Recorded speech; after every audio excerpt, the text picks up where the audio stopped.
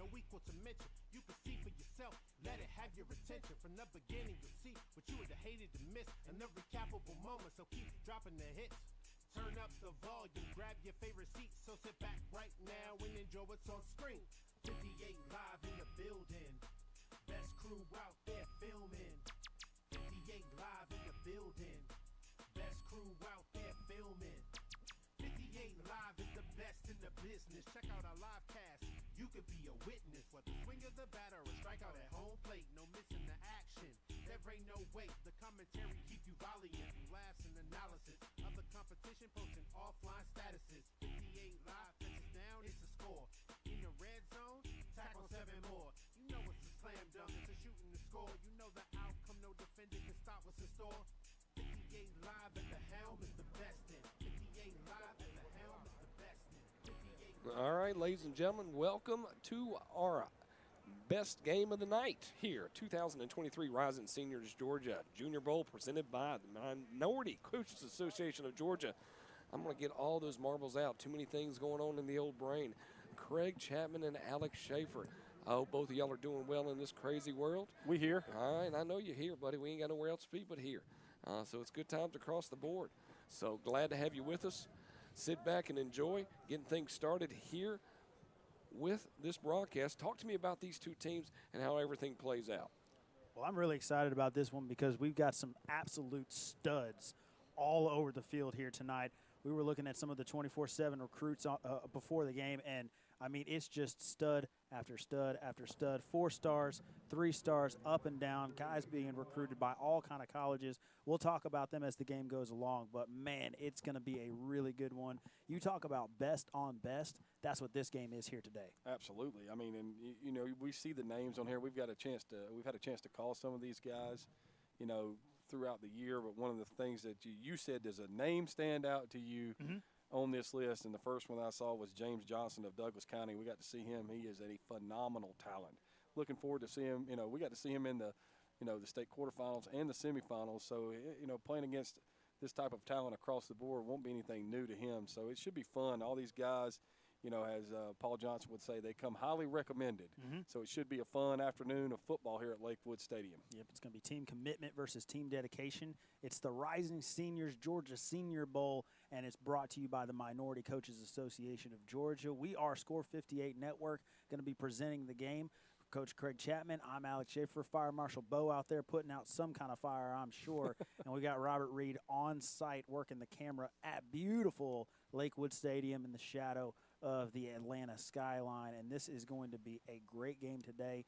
If you're just joining us, man, you've missed some really good games over the last couple of days. We had just a minute ago, we had the last game of the Senior Bowl Classic finish up, and we had 3 games of the Senior Bowl Classic yesterday, and they were all excellent. They were all exciting, and it's just a great weekend of football games going on, all-star games happening at Lakewood, put on by the MCAof GA. And we'll take a look there at the rules for this Georgia Junior Bowl. As you can see, one thing that really stands out there, Coach, is that it's going to be 15-minute game clock. That is different from 12 minutes. Other than that and a few other wrinkles we'll talk about, it's mostly GHSA rules, although we will talk about some of those wrinkles as we see these rules over time. The big difference is that you're going to start with the ball at the 10-yard line. It's essentially just one set of downs to score, and then during third and after that, you're going to have to try for the 2-point as normal. You look at there, it's all players involved in at least 25% of total plays, except for the kickers and punters.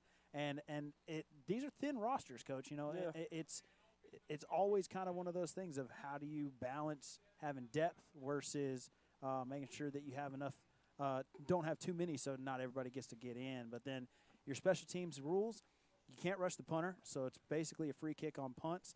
And then all your kickoffs are from the 35. They must be returned, and you can take them out of the end zone, which is different from GHSA.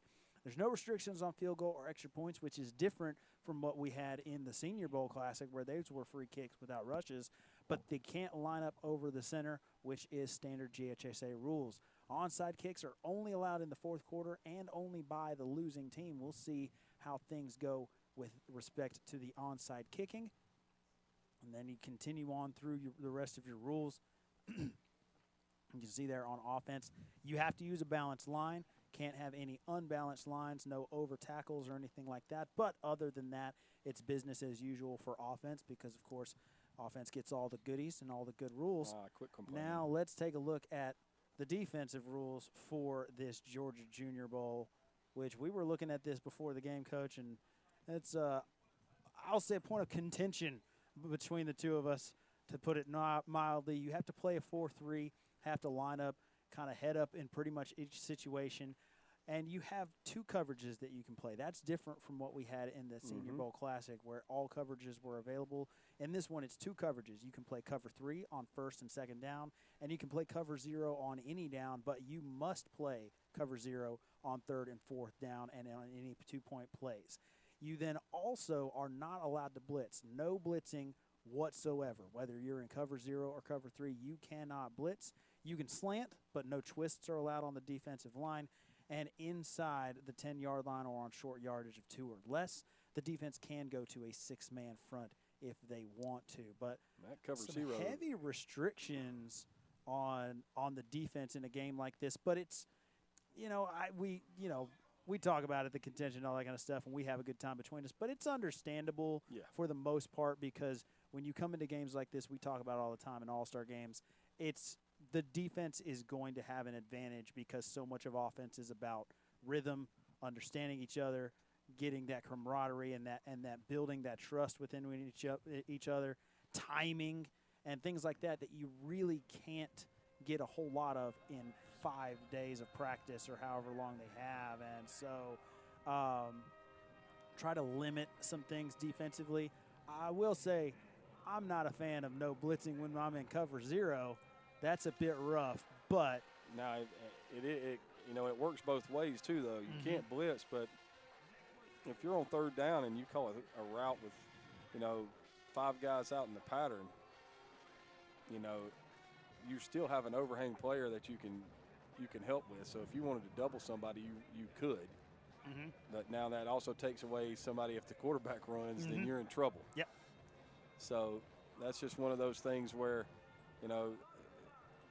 I think it's trying to highlight, and I say this from a perspective of being from a head coach's perspective. If I was in this all-star game, I would want to make sure I could highlight everybody on the field and their individual, skill set. So if you've got guys out there, if you've got a guy that's a linebacker and he can cover a tight end, a running back, or, just happen to walk out over and cover the number 3 guy in the slot, for the trips right there, then, showcasing that ability would be huge for the next level. Absolutely. And another thing that we get to see is we talked about best on best and what it does in a lot of those long down situations. It's going to create one-on-one matchups in the passing game. Yes. And so you're going to get a chance to see somebody like Tyler Breedlove out of Loganville, who's a really, really good wide receiver, going up against the number 38 prospect in the nation, Jonte Gilbert, a cornerback out of Douglas. So you could potentially get those one-on-one matchups and know there's no safety help. It's best on best. Let's see who's going to make a play. We're not throwing into something where you got somebody underneath and somebody over the top. It's just one-on-one. So it's going to add a little bit of intrigue, and the fact that you have to play that on third and fourth down is really interesting. Absolutely. That and the fact that special teams for the most part are live. I mean, that's just, the amount of coaching that goes into that in a short span of time is incredible. Yeah, with the exception of punts, which you can't rush the punter, but you can set up returns, and all returns are live and everything like that. Although we saw in the first set of games there with the same rule that what it ends up doing is it creates a situation where you don't have a whole lot of opportunities to return, because the punt team, if they know, well, they can't rush us, so we're not going to block. We're just going to immediately go downfield. All of a sudden now the lanes really get tighter, although we saw one big, huge punt returner earlier today. If you got a punt returner back there who's a bit fearless and will just take off and run with it, there you go. Plus, now you've probably got some of the best kickers in the state right here. So this ought to be really interesting. So we're getting the introductions of the players right now. A bevy of schools represented all across the metro and not so metro Atlanta area, all over the state of Georgia. We got a couple players from Colquitt County all the way down to South Georgia making the long trip. It takes so a long time to get there. it's, you know, you can see there the offensive starters. We're going to get our first look at one of these two offenses. We don't know yet. Obviously, got to get the coin toss, but I mentioned him right there, Tyler Breedlove. Bo Walker out of Cedar Grove High School is already committed to the University of Georgia. He's a very highly touted prospect. Is that good? And then, you know, we could see all the way through there. You got Duluth represented, a couple of Langston Hughes O-linemen, and that's a big thing there. 2 O-linemen from the same school. We talk about it a lot. Yes. The offensive line unit is one of those most important units, if not the most important to be. It's not just about having all-stars there. It's about having an all-star group. Yeah. And when you can have a group, even if it's just 2 of the 5 that are on the same page and play together, that's a huge advantage. Another one there on the commitment defensive starters to highlight is Javon Favors, number 3 right there out of Manchester, the linebacker. He is committed to go to LSU next year, and so, or in 2 years rather. And so that's going to be really exciting to watch. You got Jalen Bell out of Grayson, who had a great defense this year, taking out Buford, who is just, I mean, it's Buford. Yeah. And so, you know, a ton of really good talent. I think it's interesting. Douglas County right there, Ladarion Williams, defensive tackle. He's going to be playing against a couple of his teammates on the other side. They got James Johnson, you already mentioned, and then also Michael Hasty is a linebacker for Douglas County who's playing on team dedication. That's always fun. We saw that last year, a couple of guys who were playing on the same team from Colquitt who actually were on opposite teams in this game. You can see the dedication offense right there. A couple of standouts. We talked about James Johnson already. You mentioned him, who is just, you're in for a treat tonight if you're tuning in and it's your first time seeing James Johnson. But just an outstanding offensive line. You got Coffey and Stevenson represented there. 2 playoff teams, Coffey winning the state title. Cedar Grove, another representative there. A couple Cedar Grove players on both sides who are also state champions. And I got to see C.J. Gray up close and personal from Temple. He's a heck of a running back. mm-hmm. So it should be really interesting. There's the captains for team dedication. You got James Johnson, Kyler Smith, Jonte Gilbert, and Kevin Wynn. Kevin Wynn, a defensive tackle who is a 4-star prospect, has 13 offers, including Bama, UGA, and FSU, among others. Talked about Jonte Gilbert, also the number 38 prospect in the country. Offers from 26 schools, Coach. Clemson, OSU, Bama, UGA, Colorado, you name it. And we talked about James Johnson as well. Kyler Smith, one of the outstanding O-linemen from Coffey we talked about, who won the state title. So just absolute talent. Just, I can't wait, Coach. Guys that I've been aren't thinking about this all year. guys that aren't afraid of playing in big games.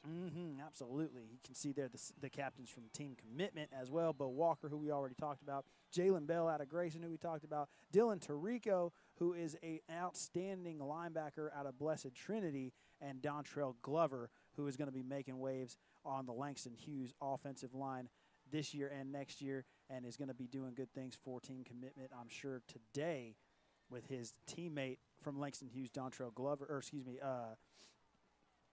Makai Williams-Lee also on Jamal Gallons. Got a lot of Langston Hughes players, Coach. I'm going through the roster looking at here. Langston Hughes pretty good. Yeah.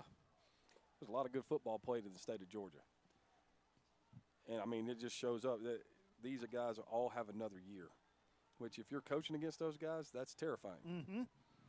I know that there's new classifications next year, new region setups and all that kind of stuff. They're realigning everything as they do every 2 years. And so I know there's some coaches watching right now who are looking at some players that they didn't think they were going to have to see, and then all of a sudden they get realigned and they're thinking, I got to go against him? Yes. Yeah, that's one of those things where you start, looking at your schedule early on and going, who plays, and then you're like, really? Come on, man. Come on.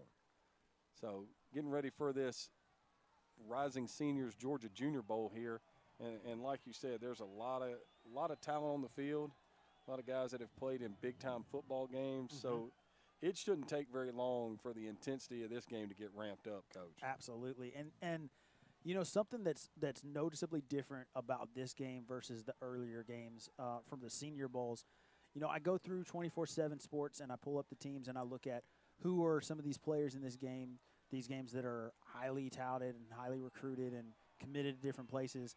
And in the Senior Bowls, I put up the teams, and a lot of the players on the list you're going down, it's like, okay, well, he's not playing, because a lot of these guys are already committed. They already probably have a lot of their college coaches saying, don't participate in those. Let's rest. Let's get into the weight room and all that kind of stuff. So that's an opportunity for a lot of those other guys to step up and get themselves seen.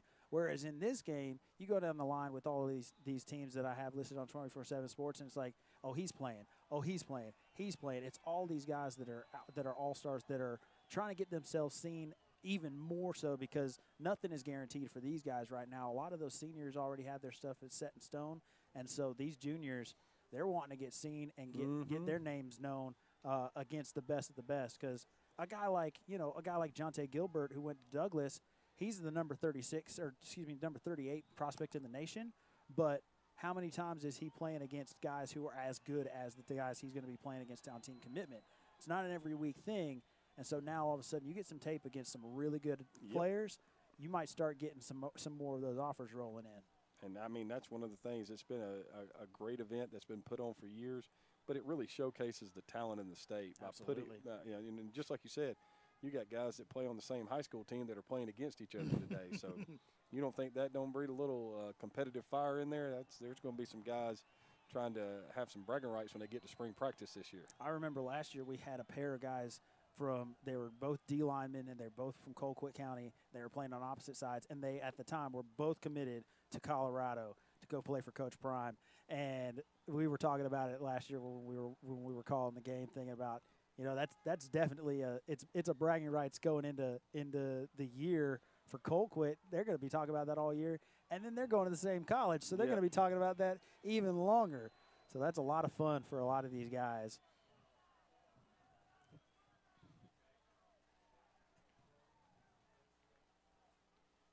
So still going through player introductions right here. Mm-hmm. And then when this thing gets kicked off, it's going to be kicked off in a hurry. The 15-minute quarters, we don't really know if they're keeping the exact timing rules. I've been in these things where they've just run the clock continuously. But if they're running this as actual timing rules right here, we're going to be here for a lot of fun. Uh-huh. And it's going to be, you don't think that extra 3 minutes means much anything, but it does. There you can see the support for the Rising Seniors Georgia Junior Bowl. Right there you got Baker Sports, FCA of Coweta, Joe Burns and the family, Joe and Mary Trino, the MCA of Georgia HBCU Mega Camp, Rydell, Sub-Zero Enterprises, Champions Elite Football Camp, and FRE Sports. And if you have never been to an FRE event, pretty great event to go to. Mm-hmm. And speaking of great events to go to, this weekend of football games brought to you, put on by the Minority Coaches Association of Georgia, is a great event to go to. And you can see when we go back to our shot of the field, the crowd today and yesterday has been outstanding. Yes. And it's growing every single year. It's been going on since 2018, and Score 58 has been a part of it since then. And we could not be prouder to be associated with this group and putting on this event and presenting it to you guys online for you guys to see. But it's really a great time of year. Football is done for as far as high school is concerned in the state of Georgia, but we get a little bit more of it here, Coach. Yeah, and that's the best part about it. Anytime you got football, it's a good day, and it looks like we're about to get this thing kicked off. Mm-hmm. So don't know if we'll have a captain's meeting or if they already had it. Team commitment is in the aqua jerseys. Team dedication will be in the yellow. Aqua, man. That's a great, great color. Mm-hmm. Hopefully, it makes for easy numbers to read. I tell you one thing, gentlemen. When everything gets going, it is a blast to produce. But I can understand the world of, hey, really, that went that sideways, that key. But let's talk when we get started here. This is the fun part. We're going to talk about the keys of the game right before if we can get before the coin toss, that'd be great. It'd be great if they already kicked the coin toss off and didn't tell us. I think they did. No, let's not even say that out loud. Keys of the game, go for it. Free Sports presents Keys of the Game. Well, as always, if you're going to play in this game, you want to make sure that you limit the turnovers. You know, adding on to the special teams being mostly live, cover, get the returner on the ground, all right? And, you know, as on defense, you know, get out on the field, get your stops, get off the field.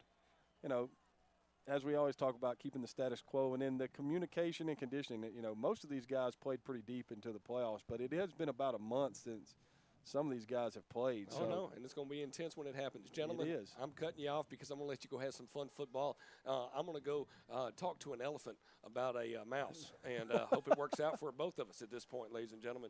Y'all be safe out in this crazy world. We'll see you soon, roughly about halftime. Y'all enjoy calling this great matchup, the Georgia Junior Bowl, presented by the Minority Coaches Association. And so we did indeed get that coin toss before the player introduction. So team dedication is going to be kicking it away. And so we're going to get our first look at the team commitment offense when we get this kickoff. Unless we see a big kick return, which we saw yesterday. It could be possible. So here's the kick.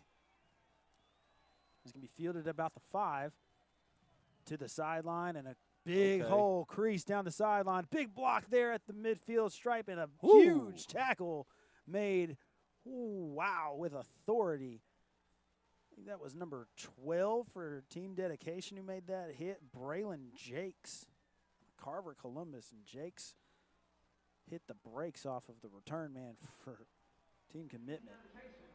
Man, that was great return, and then right off the bat, return to sender right over there at the sideline.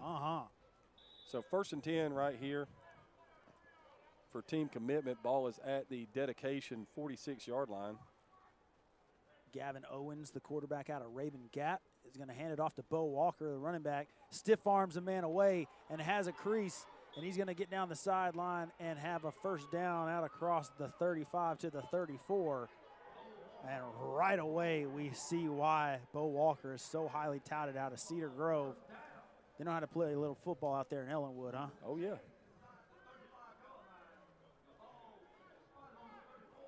So 1st and 10 now, ball down at the 34 of team dedication. Team commitment, you know, rapidly into opposing territory after the huge kickoff return. Pop pass going the other way, but nowhere to go as they are going to play that perfectly.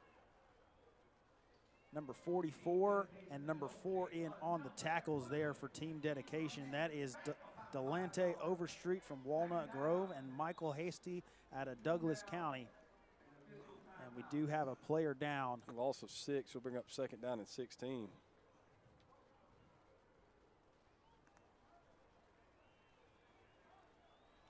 And that's not something you want to see right there. Nah, so from a gain of 15 to a loss of 6. A little bit of feast and famine for team commitment offensively. Stacked receivers down to the bottom. And here goes Walker again.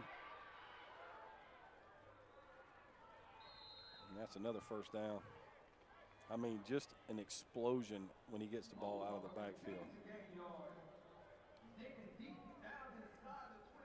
So for the first time today, they enter the score 58 orange zone. They do, and I'm going to tell you what, if I'm calling plays right now for team commitment, team dedication is about to get a heavy dose of Bo Walker. They're into the Coweta FCA red zone. My fault. My apologies.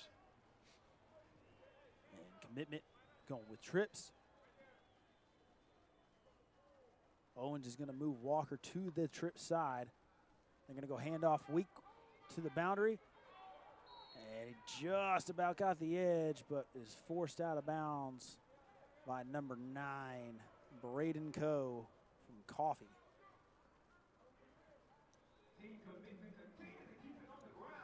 Or possibly, no, sorry, number 8, Jairius Carter, also from Coffee. So 2nd and 5 from the 12-yard line right here for team commitment. Walker's coming out. But we're going to stay in trips. Now a nub trips with the tight end to the boundary. Handoff is going to go strong side and carried by Robert Henderson out of Spalding High School. Down to the 10. Gonna make it 3rd and 3 at the 10.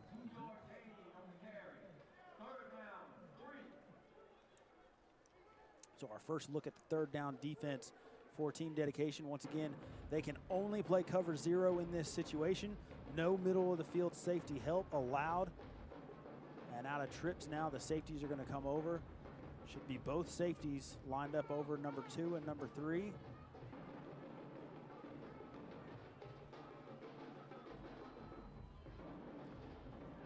First look at Owens throwing the ball, and this one deflected.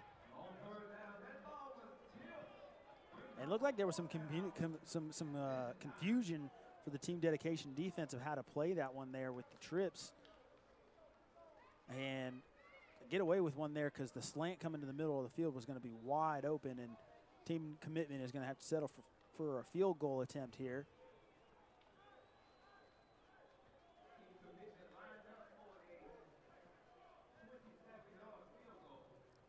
Brett Fitzgerald, number 33, the kicker from Colquitt County.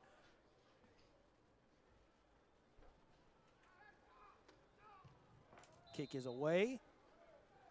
And that was going to be good from 50, Coach. He booted that thing. So, quick score. And Team Commitment is going to get out to an early 3-0 lead.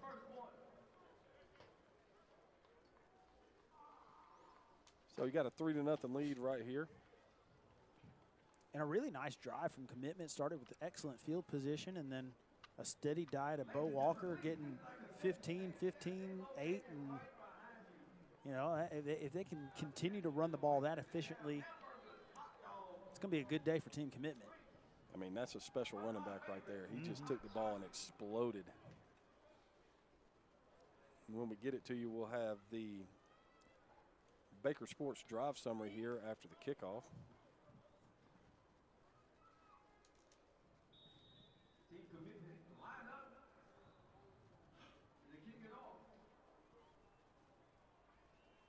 Ball fell off the tee there for Team Commitment. A Commitment last drive with a pair of first downs. First downs brought to you by Rydell.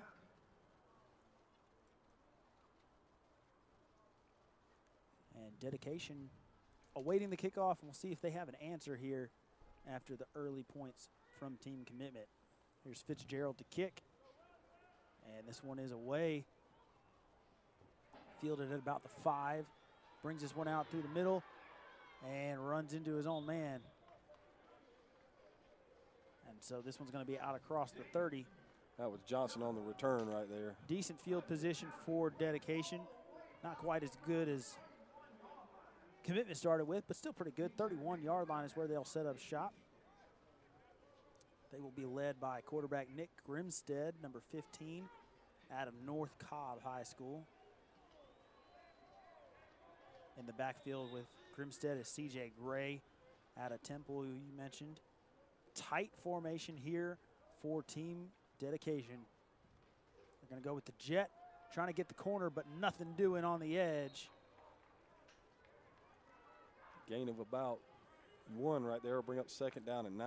Number 28, Anthony Wilson out of Carver Columbus on the tackle there. Linebacker scraping across and making an excellent play. They play a little football at Carver Columbus. So 2nd and 9, ball's at the 31 of Team Dedication.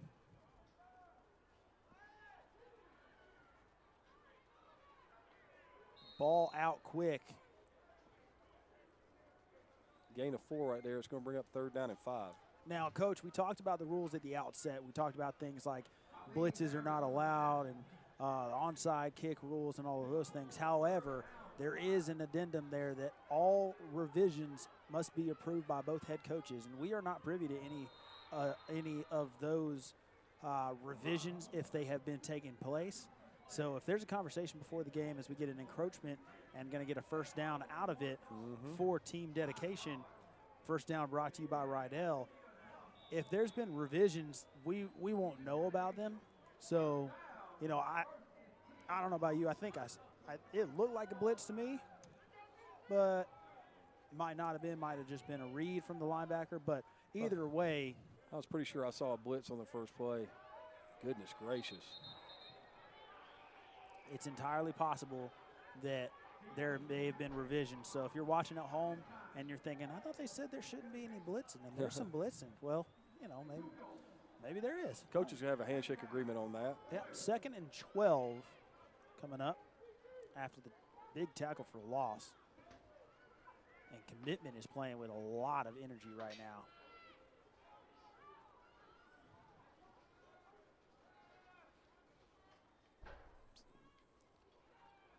A little double screen action right here. And a big gap here. Uh-oh. Stiff arm to the 40, 30. He's got one man to outrun. 10, 5, score for Team Dedication. Andrew Leslie out of Cedar Grove. Outstanding. Just an outstanding. I mean, that was just, you know, you got screen going one way, screen going the other way. Just set up, blocked perfectly, and just a huge play right there. And Team Dedication jumps on the board.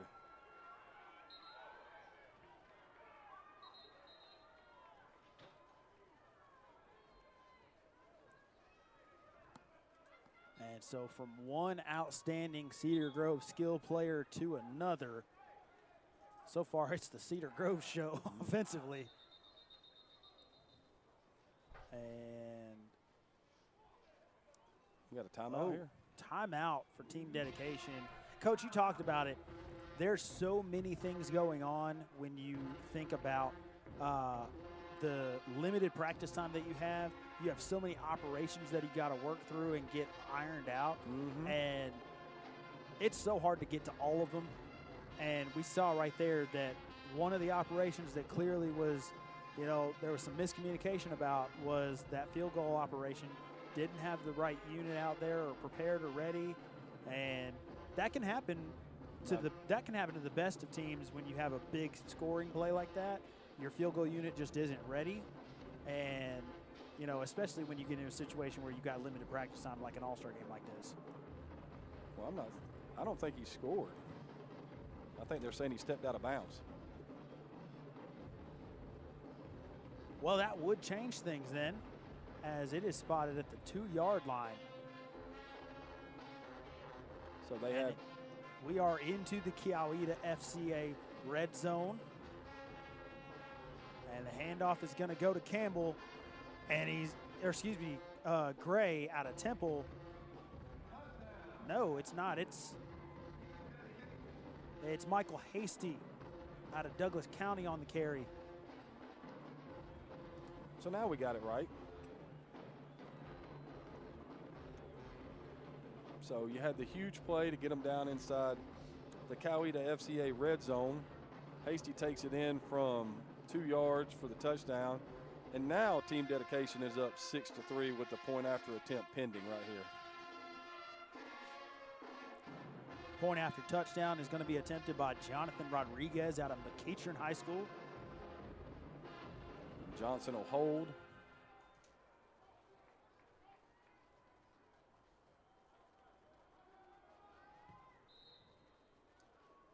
Kick is up and good. And, you know, I wonder, again, we talk about revisions to rules and handshake agreements. No rush on either one of the kicks.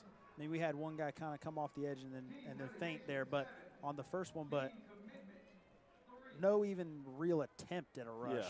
So I wonder if they may have made an agreement on that as well. Probably to go ahead not and to use rush extra points. Maybe you can rush a field goal. Possibly.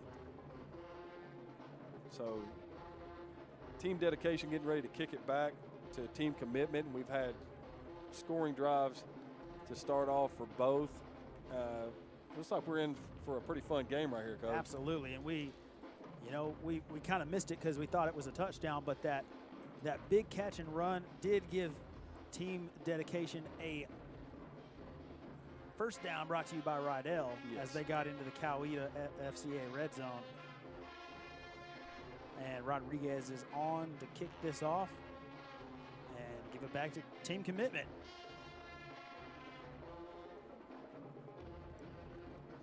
So pretty action-packed first 8 minutes of play right here.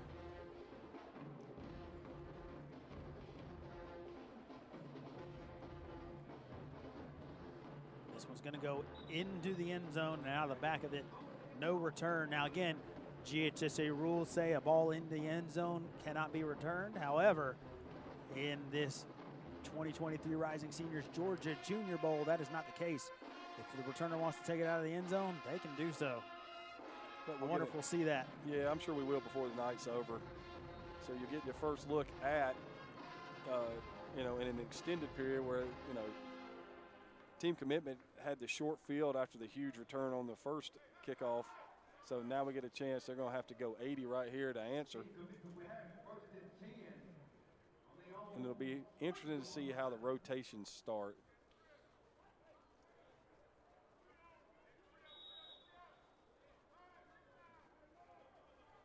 So 1st and 10, ball at the 20 right here for team commitment.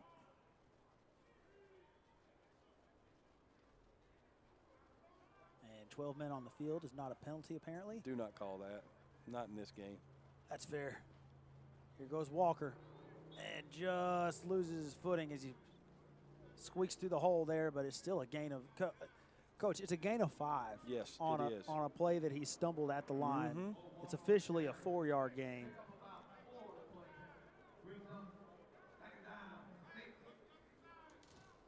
And team commitment will have it. 2nd down and 6. Here goes Walker in motion. Handoff is going to go the other way. And no, I take it back. That's Walker on the carry. We're going to bring up 3rd and 4 right here. Of course, want to bring attention to the O-line of team commitment. Across the O-line, you've got Paul Bowling from McEachern, Dontrell Glover from Langston Hughes, Jamal Goins from Langston Hughes, Daniel Davis from Central Gwinnett, and Damona Ajiwan out of Duluth. And now we got cover 0.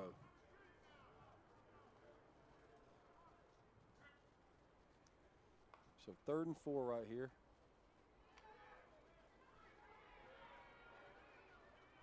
And first down. It's going to be a 1st down as Owens keeps and carries for the 1st. And that 1st down brought to you by Rydell. So 1st and 10, ball is at the 31-yard line of team commitment. First 3rd down conversion of the day for team commitment.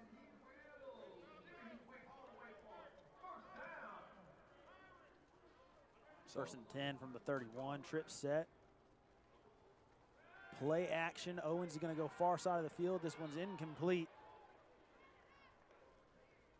That was intended for number 13 of the team commitment offense, Kalen Brunson from Spencer High School.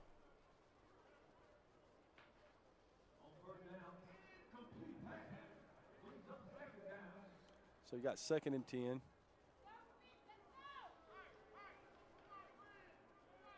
It looks like they're just going to run the clock through incomplete passes right here.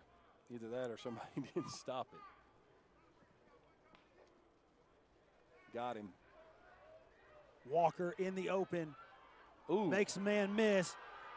Cuts it back across the 50, and that's not Walker. That is Robert Henderson from Spalding, and what a play. And that's another 1st down brought to you by Rydell as team commitment moves into team dedication territory at the 48-yard line.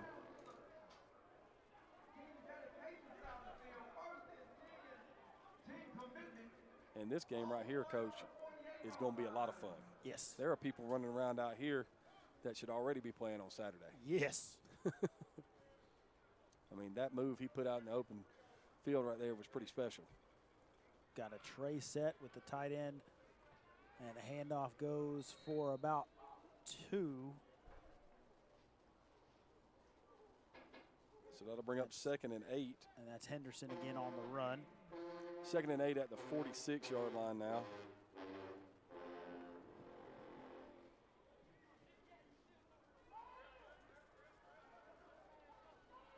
And it's impressive how they change in and out of formations and personnel groupings. And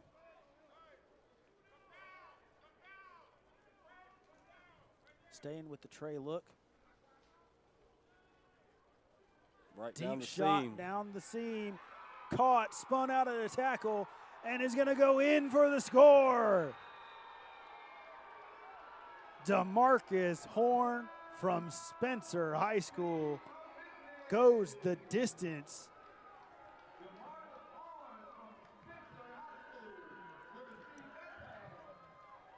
What a throw. What a play after the throw.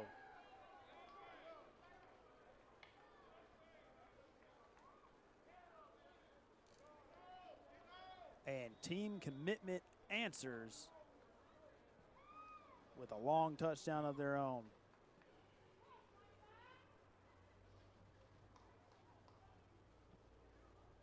Fitzgerald on to kick.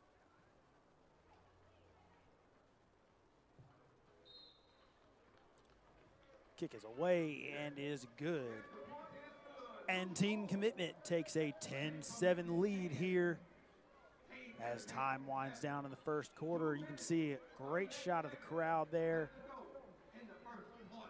It's a great crowd out today at beautiful Lakewood Stadium. It's really a nice day. If they would just, the wind would just quit blowing, you know what I mean?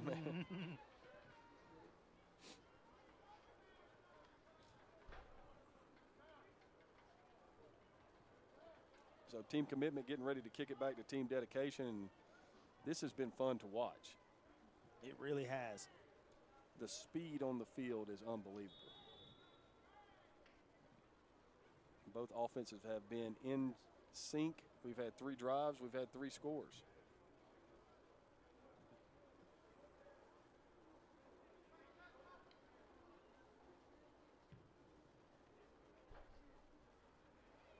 They're fielded at the 10, taking it back across the field. Nice tackle right there.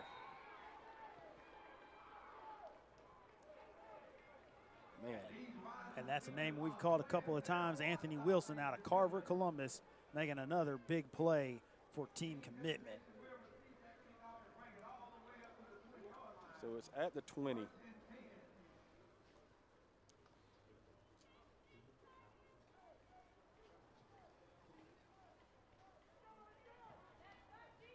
You know what else I really love about the game like this, Coach?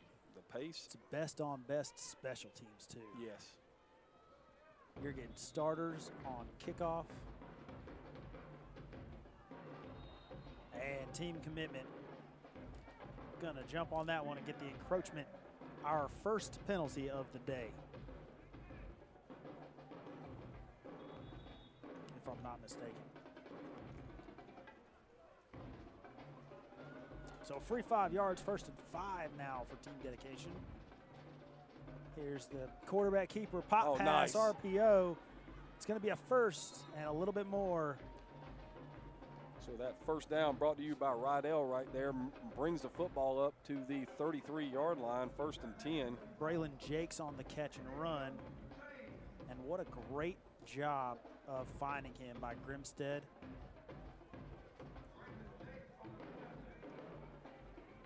So 1st and 10, ball's at the 33. And that play is not easy to run right there. Ooh, tackle down at the ankles. That one is James Johnson. Gain of 5, it'll bring up 2nd down and 5. And Coach, you know all about James Johnson, what he can do if he gets out in the open. Yes, special player with the football. So strong defense played there by Commitment to be able to limit the damage. Split back shotgun here. Best formation in football. And the buzzer's going to sound, so we're going to get the end of the first quarter. Team Commitment leading 10-7, but Team Dedication on the move. And Coach. Yes, I'm here for it. Coach. I'm here for it. We got ourselves another ball game here today. A beautiful Saturday for high school football. These juniors are showing exactly why they are some of the best players, not just in the state of Georgia, but in the whole country.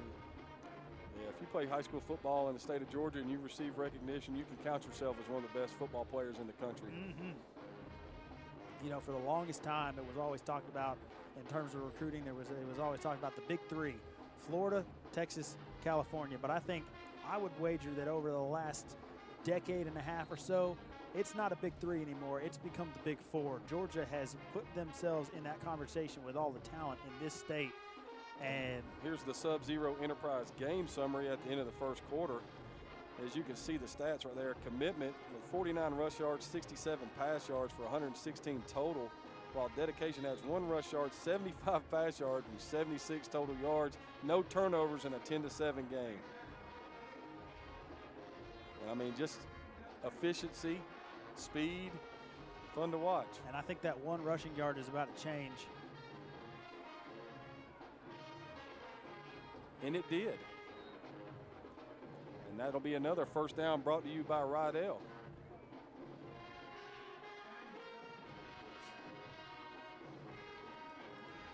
Good run there. Zach Gray on the carry. Well, no, it's hard to they keep shoving guys in and out of the game, Yeah. shuffling them in, and it's impressive to watch. I mean, it's just, you know, next level on everything, coaching.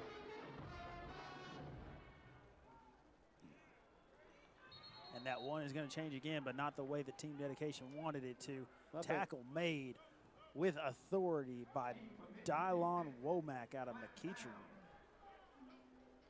You got a helmet I recognize out here playing this defensive end. That would be a Lovejoy Wildcats helmet. Was that was it Number 44. Terry and Gaston? I apologize. I read 14. But Terry and Gaston out of Lovejoy was the one to make that tackle for loss. Go officially no gain. And that is a great play as well. Tackled immediately, made by Durante Spear from Columbia. And it's a gain of 3, but it's going to make it a 3rd down and 7.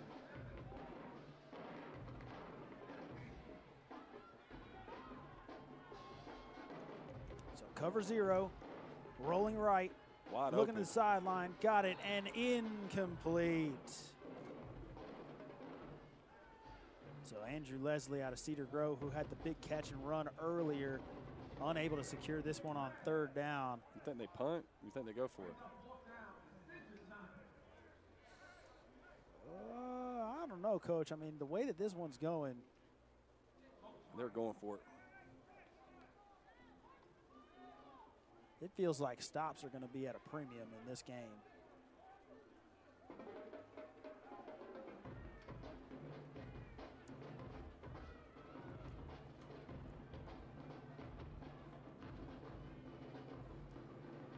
Play action, across the middle, incomplete.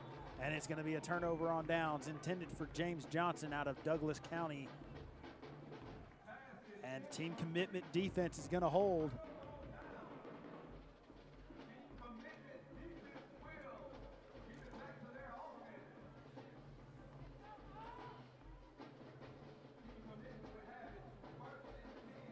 So we get the first stop of the game right there. And I believe we're going to get our first look at the second quarterback for Team Commitment, TJ Stanley out of Toombs County. Okay.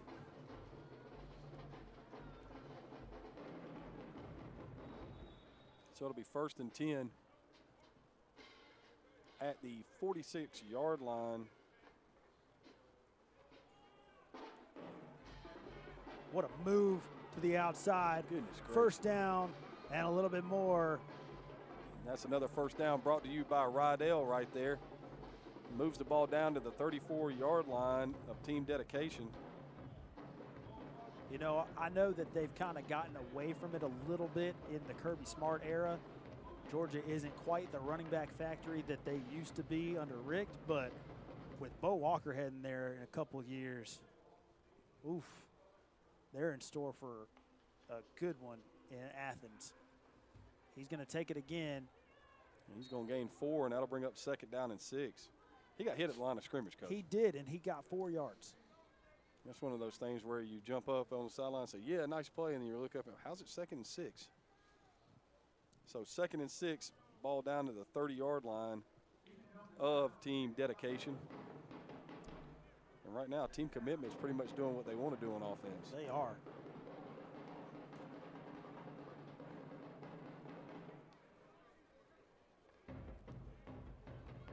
First pass that we've seen from Stanley, and it's going to go incomplete. I think Defensive lineman got a hand on it at the I line. think you're right.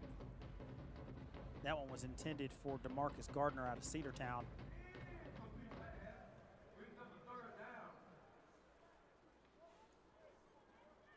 So it'll be 3rd and 6. Ball's at the 30. Now here's an interesting thing, Coach. You don't get this, you're kicking a 47-yard field goal. I don't know. Depends on how much leg Jonathan Rodriguez has. I mean, we've got all-stars at every single position, so maybe. Was it Gardner that had that touchdown? Gain of 2. It's going to bring up 4th and 4, and here comes the field goal. You can hear them yelling it in the background.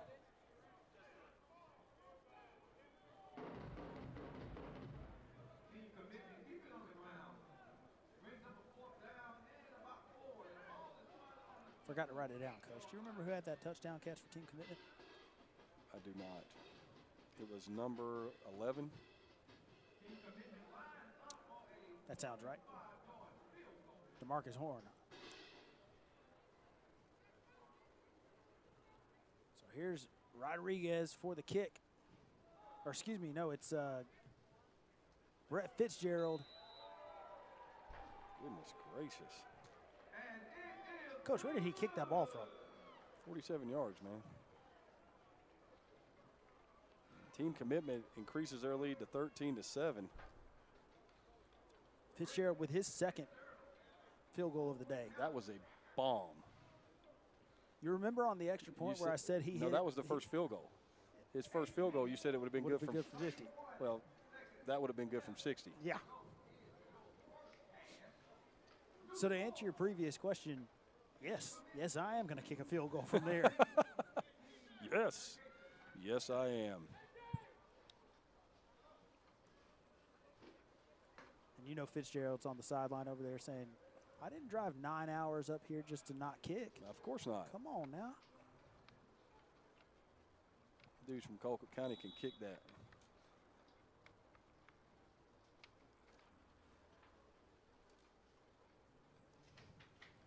And he's on to kick it off. And he boots this one as well, right to the 5. And here goes Johnson. Taken down at the 40. And it's Dylon Womack on the tackle.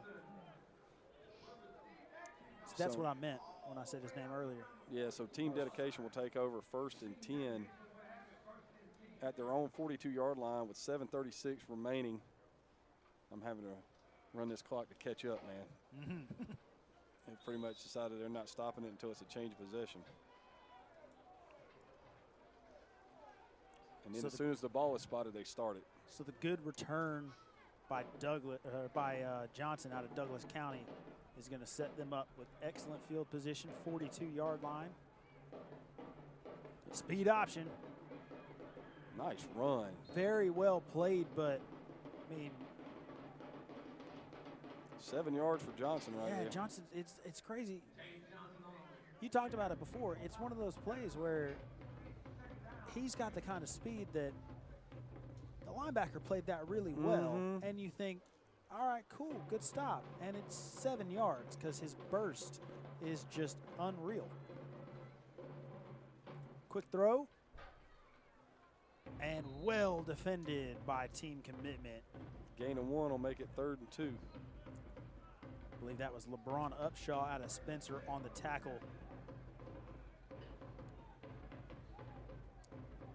The speed and the tempo with which this game is played at is really impressive. Yeah. I mean, I can't even begin to tell you how impressed I am with it.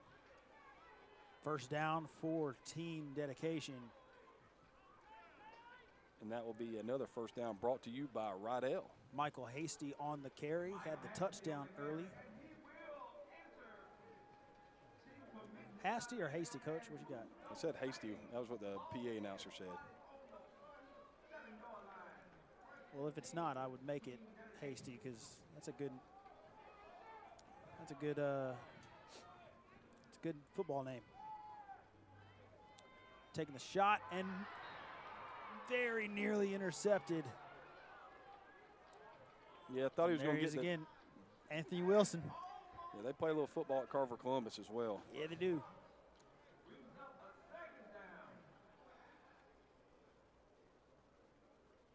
I think Carver ran into Savannah Christian this year in the playoffs, and they were rolling. And not a whole lot of teams survived them. That's a Temple helmet in the backfield. Here goes the handoff. It's Gray off the right side. He's got a first and then some. Great carry is another first down brought to you by Rydell. Take it down to the 34-yard line of team commitment.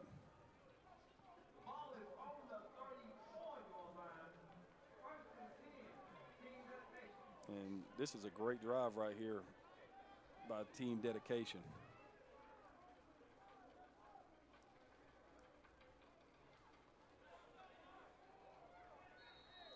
Handoff is going to go to Johnson, I believe. Gain of 3, it'll bring up 2nd down and 7. And it was indeed James Johnson on the carry. I love the fact that they're just moving guys in and out, getting everybody on the field. Gray's coming back in. And I believe it's KJ Pope out of Hapeville is the quarterback on the field. Hands it off to Gray. Nice run. Gain of about 5. We're going to bring up 3rd down and 2. Forrest Fretwell out of Southeast Bullock in on the tackle, number 45, along with a host of other team commitment aqua jerseys. So it's a gain of 4. Bring up 3rd and 3.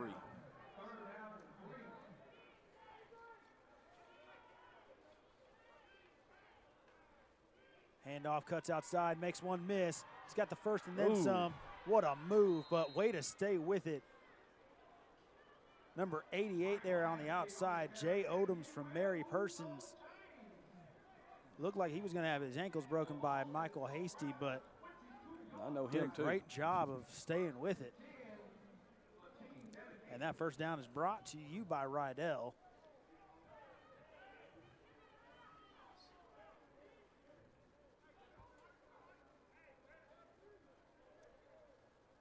What do you think of these uniforms, Coach? I like them. I wish that the numbers were a little easier to see from distance, but they're nice. I like the counter color scheme, aqua with yellow numbers, yellow with aqua numbers.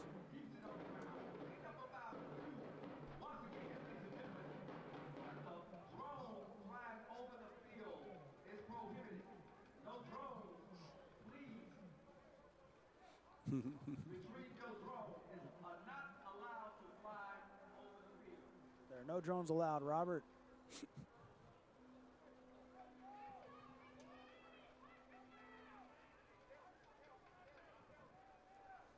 So 2nd and 8 right here.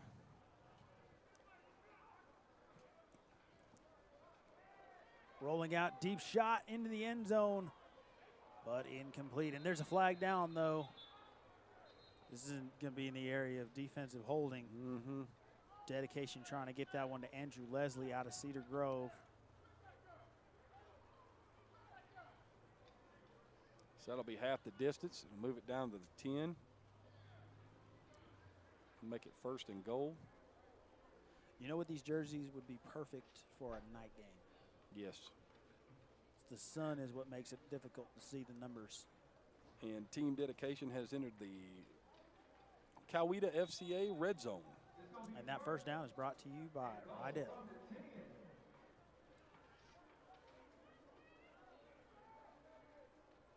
First and goal from the 10. Handoff on first down. Goes for a few. Gray goes for about 3. Ball spotted on the 7. You're going to get a timeout.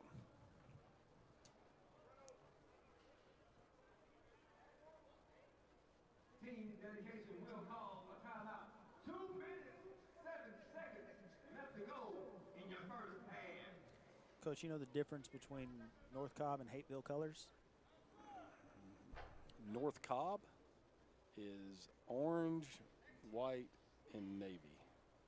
So then this is KJ Pope in at quarterback. Okay. They're 15 and 16, but he's got the jersey up, so I can only see the top of the number. Have some experience with North Cobb in my career. Have yet to be able to play Hapeville.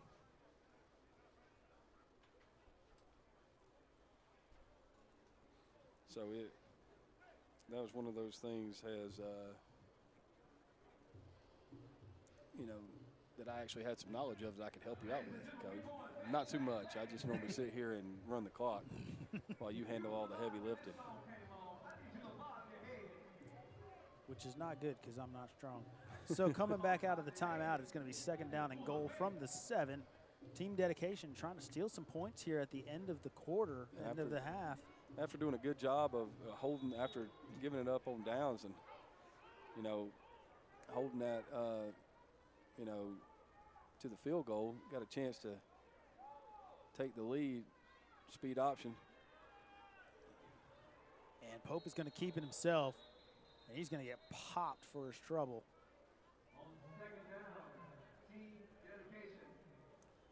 His helmet came off too. So that's going to be Grimstead's going to have to come back in. I can see that. That's 15. But team dedication is going to get the ball back to start the second half. Yeah. So if they can play a little make it, take it, get some points, take the lead, or even just a field goal here to cut into it and then get the ball back right away. Well, they're going to get heated up right here. I don't think they're supposed to. Well, there's your 6-man line in the goal-to-go set. True. Handoff is going to go around the edge. Gray's got a shot. Touchdown. In for the score. And I take it back. That's Johnson around the edge. The guy knows how to get in the end zone, Coach. Didn't he score a touchdown 4 different ways in that game you guys called? He did. It's a pretty special player right there. And that was a heck of a, just get to the edge and then seek the end zone. Does that count as a 3rd down conversion? He does.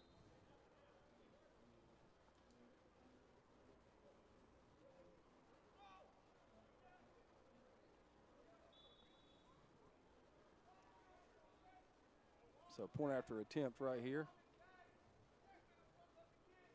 There's the snap and the touch. The kick is good. And that Jonathan Rodriguez will add the extra point.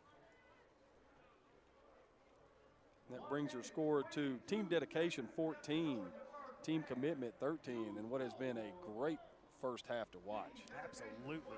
And there's 1 minute and 22 seconds left to go here, and I'm 100% certain that that's plenty of time for team commitment to score. With 3 timeouts.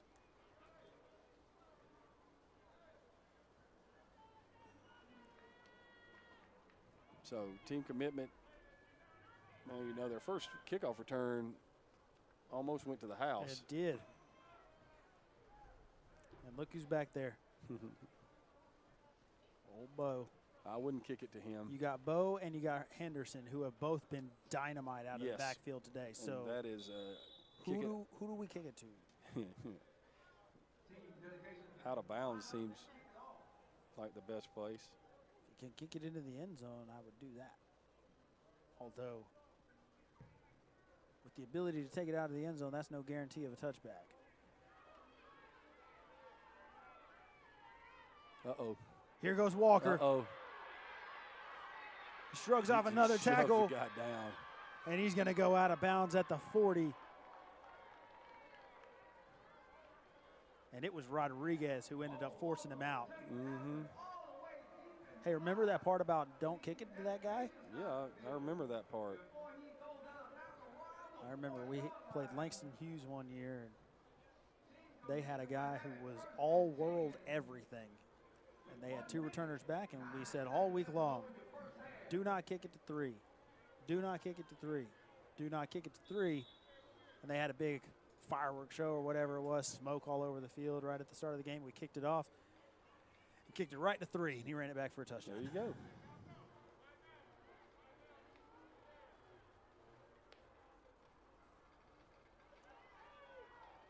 Handoff is going to go for about 4. Yep.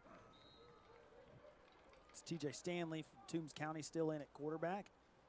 And the carry was by Robert Henderson of Spalding. And they're right back on the ball. Got a short time right here.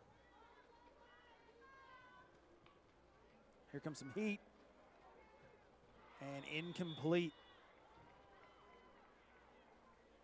36 seconds left. It'll be 3rd and 6 right here. Stanley was fortunate to get that one away because the heat was coming. Mm-hmm. So, again, it is now a 53-yard field goal. And I am kicking it. Okay, I'm just seeing if we're on the same page right here.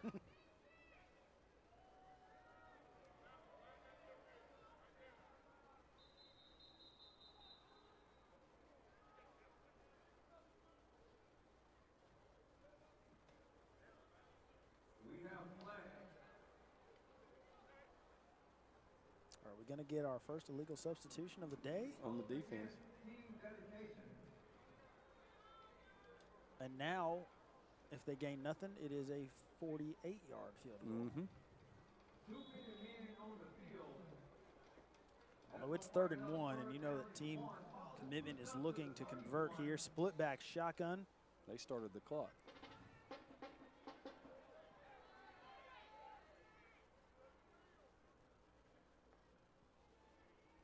Gonna go for they went that same play, same concept with the slant and the swing, and for the second time unable to complete that slant pass. And they're going to kick the field goal. To, I believe that's Tyler Breedlove out of Loganville, who was unable to secure the catch twice. So tough break there for commitment after the excellent field position set them up to try and steal some points, and they still have a shot at it. Mm-hmm. Fitzgerald on to try the 48-yarder. He hit it from 47 earlier in the day. Stanley to hold. Kick is up. Kick is through, and kick is good from 48, Coach. A weapon. Note to all South Georgia coaches, don't let Colquitt get to the 35 or they're getting 3 points. Guaranteed.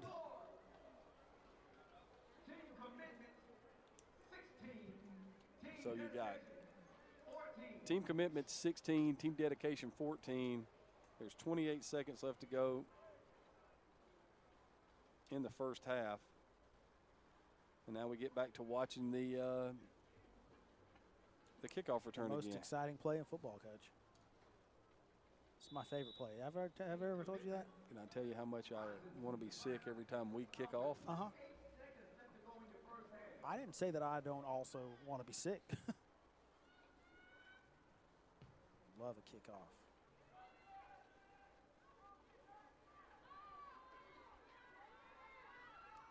Oh. And James Johnson almost just broke another one.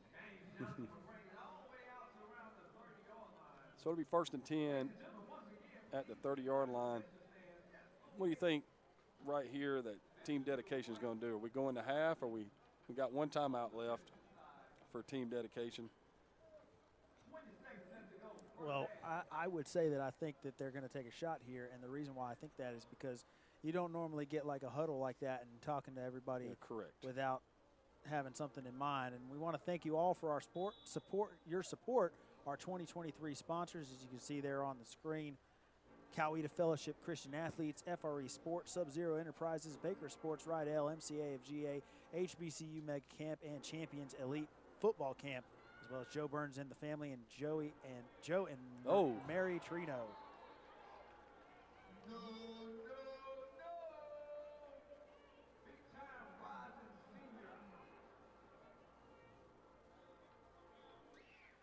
Coach, I missed what happened. I was looking down at my sheet, calling sponsors out.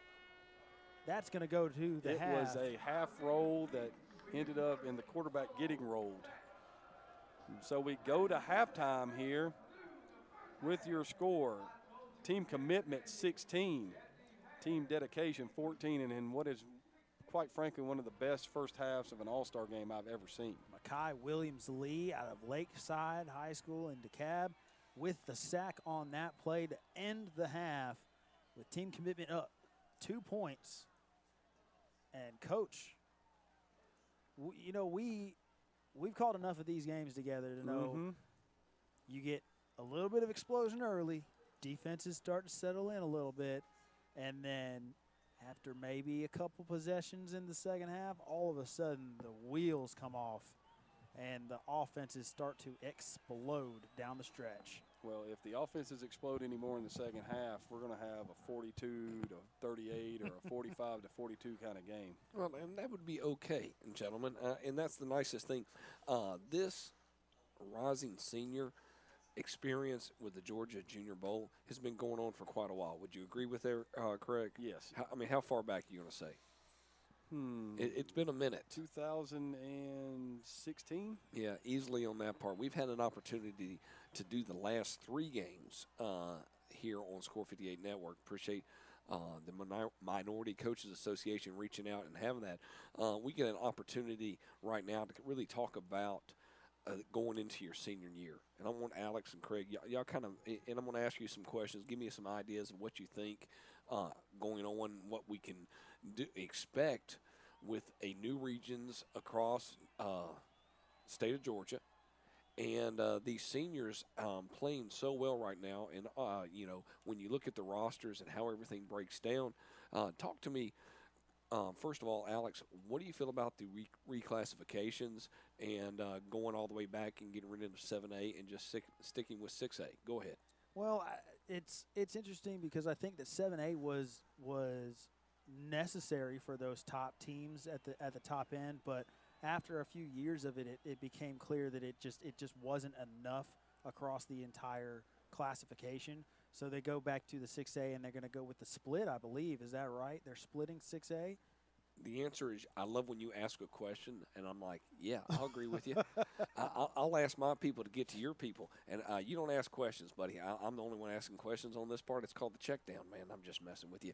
The answer is there's more research going on with that. I'm finishing this football season before I go on to the next in that degree. But being juniors in this situation, I mean, they were able to pick the cream of the crop right now. And you're really seeing that. What's really come out in this game for you right now, watching this particular game, Craig, in these athletes that are going to be playing their senior year next year? Some of these guys look like they need to be playing on Saturday now. Okay. I mean, the speed and just the way that the whole thing has been put on.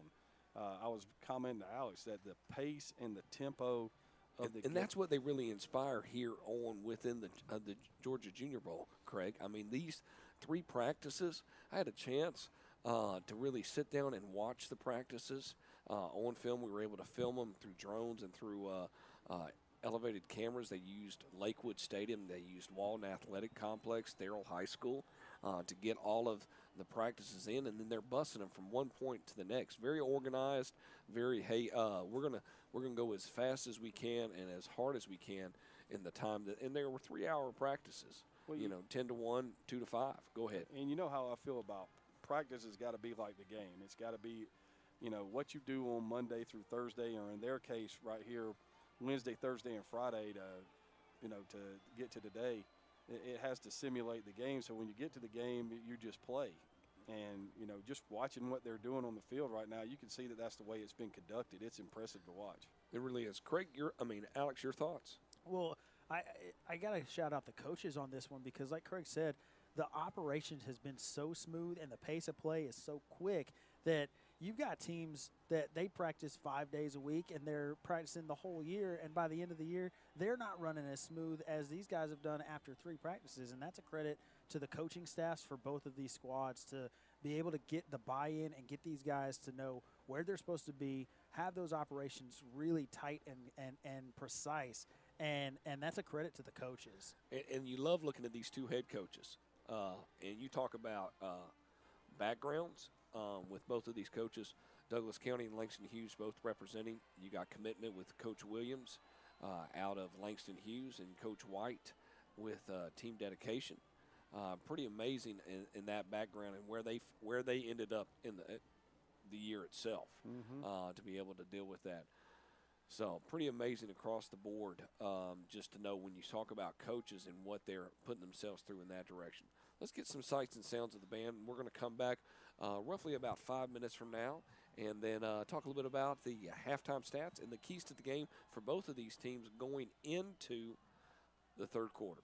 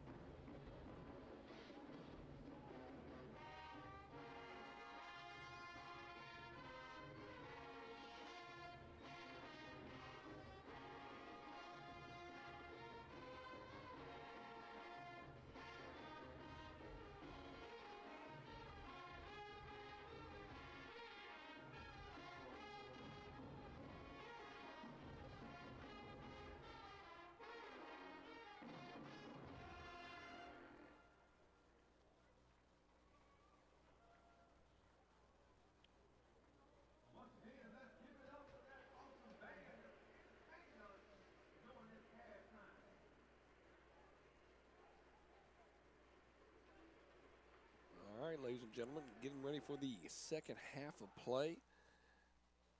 And getting excited about that across the board, bringing in Alex and Craig to talk a little bit about second half stats. The halftime stats, pretty on point right now.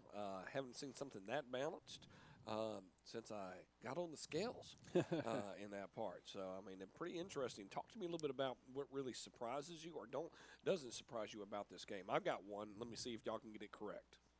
No turnovers? Yeah, buddy. That's the one thing that really can kind of change a game in that perspective. And to have no turnovers, that's huge. Balanced offense and defense. Mm-hmm. I mean, balanced offense, rushing and passing. What about you, Alex? Go ahead. Well, the turnovers is surprising considering how many playmakers we have on defense for both of these teams. But it also, we talked about it a little bit ago, it's just a testament to the coaching staffs and these offenses that are very precise, and they are, I wouldn't say safe because they're taking their chances, but they're throwing the ball. They know where to go with it. They're being smart with their play calls and with their decisions at the quarterback and skill positions, and they're not giving opportunities for these strong defenses to get takeaways. All right, offensive starters for the commitment.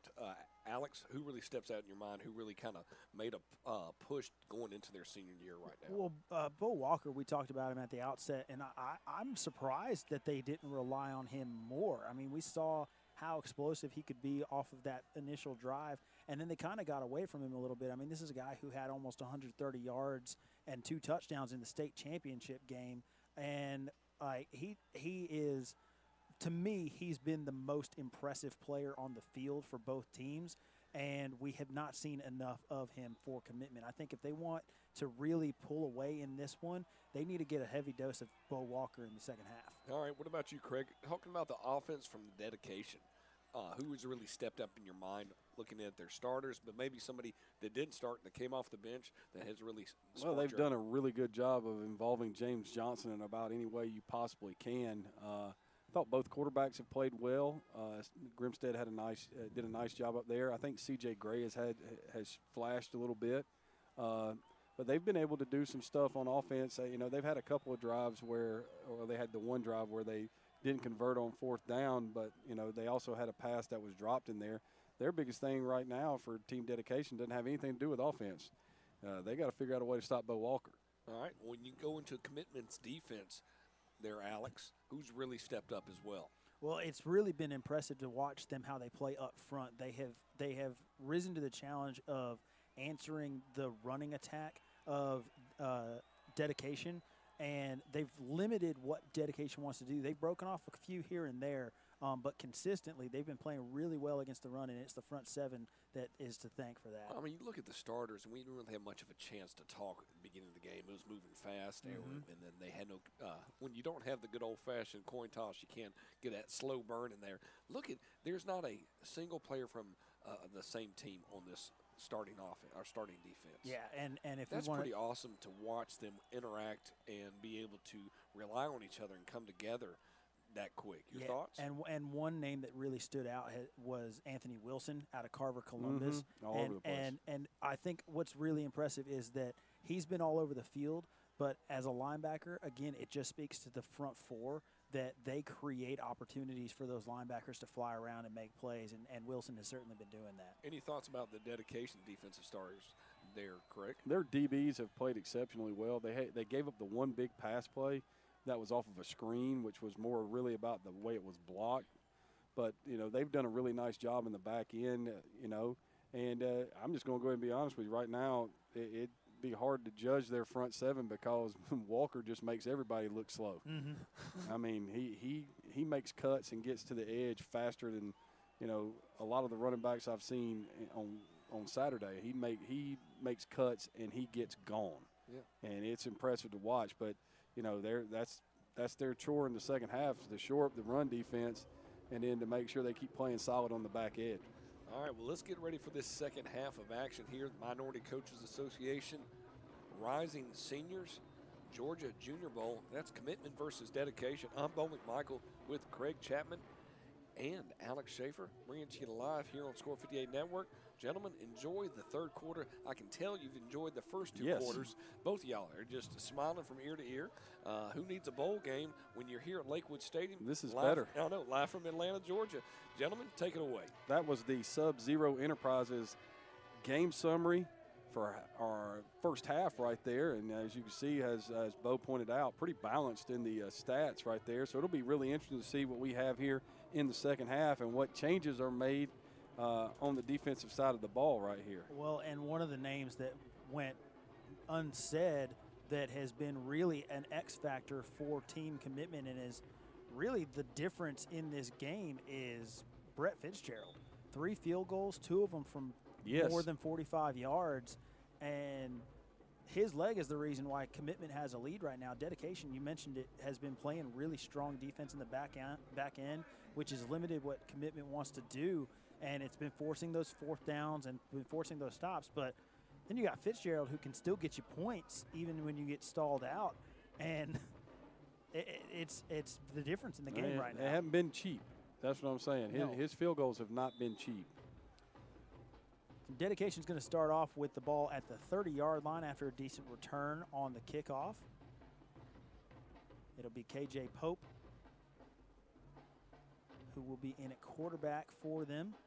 Came out earlier from his helmet popping off and then just finished with a great attempt there. Finished with Grimstead down the stretch, but trying to get that one out there, they keep going to him. Andrew Leslie, they try to keep getting it to him. He was the one that had that huge play on that screen that ended up going for about 60, and just a little bit out of reach there down the sideline, though. So 2nd and 10 here for team Dedication.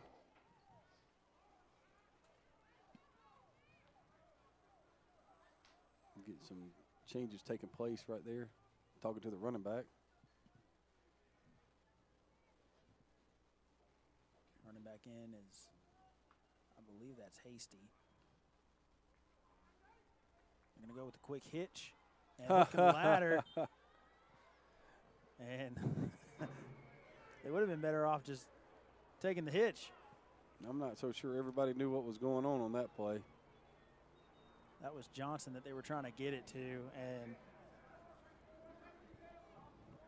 I believe it was actually Johnson that was in the backfield.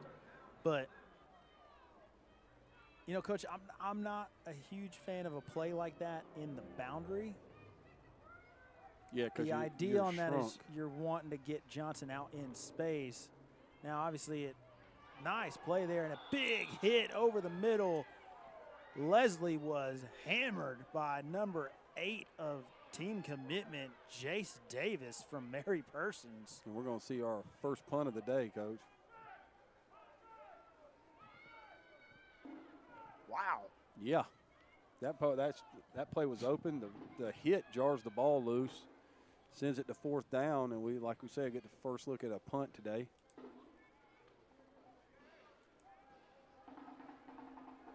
Now, again, remember there can be no rush on the punt.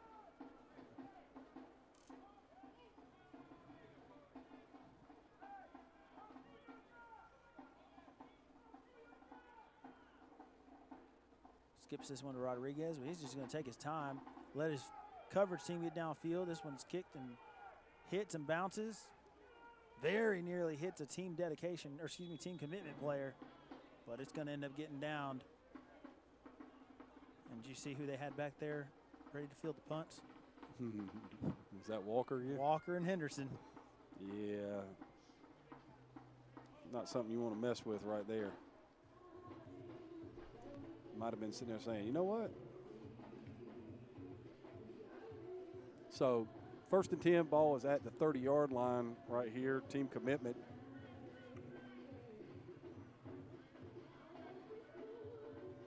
And it'll be interesting to see how they start this thing off. Are they going to – I was about to say that. Somebody's not lined up on the right side of the formation right here. Yeah, it's going to be Owens and Walker in the backfield as they were to start the game. Here goes Walker. He's got a crease. He's the midfield. He makes one miss. The 40 makes another miss, and the 30, and he's finally pushed out of bounds. Holy cow, Coach. He looked like he was done for no gain. And then there was a lot of gain all the way down to the 29-yard line. Another Rydell first down for Bo Walker out of Cedar Grove. And, so Coach, give it to him 30 times. That's a 41-yard run. Where he broke about 4 tackles. And broke about 4 ankles, too. So 1st and 10, ball was down at the 29 after that 41-yard Walker carry. And they're going to take him down in the backfield, and that looked like it was a 6-man front. You're not saying that they may have changed the rules up a little bit, huh? Well, I'm saying that we aren't privy to any revisions to rules. Absolutely. Only what was originally written, and that wasn't originally written. 2-yard loss at 2nd and 12.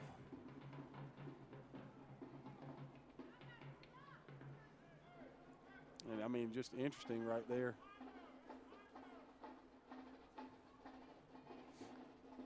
They just got that linebacker walked up on the edge right there. Owens with all kind of time. Now he has to nice escape. Job. He does. He's going to take off for it. And he's going to be pushed out of bounds. They're going to say pushed out after a gain of about 10. No, back at 2. Okay. That ref kept on going. Yeah, he was chasing him down. I thought he was running down to spot him closer to the first down, but it's out at about a 2 or 3 yard gain. Yeah, it gets it to 3rd and 9 right here. When he opened it, when he reversed back out away from the pressure, I thought he had given himself enough time. And normally you have somebody running wide open downfield. Great job right there by team dedication to plaster to the receivers and not give him anywhere to throw the football.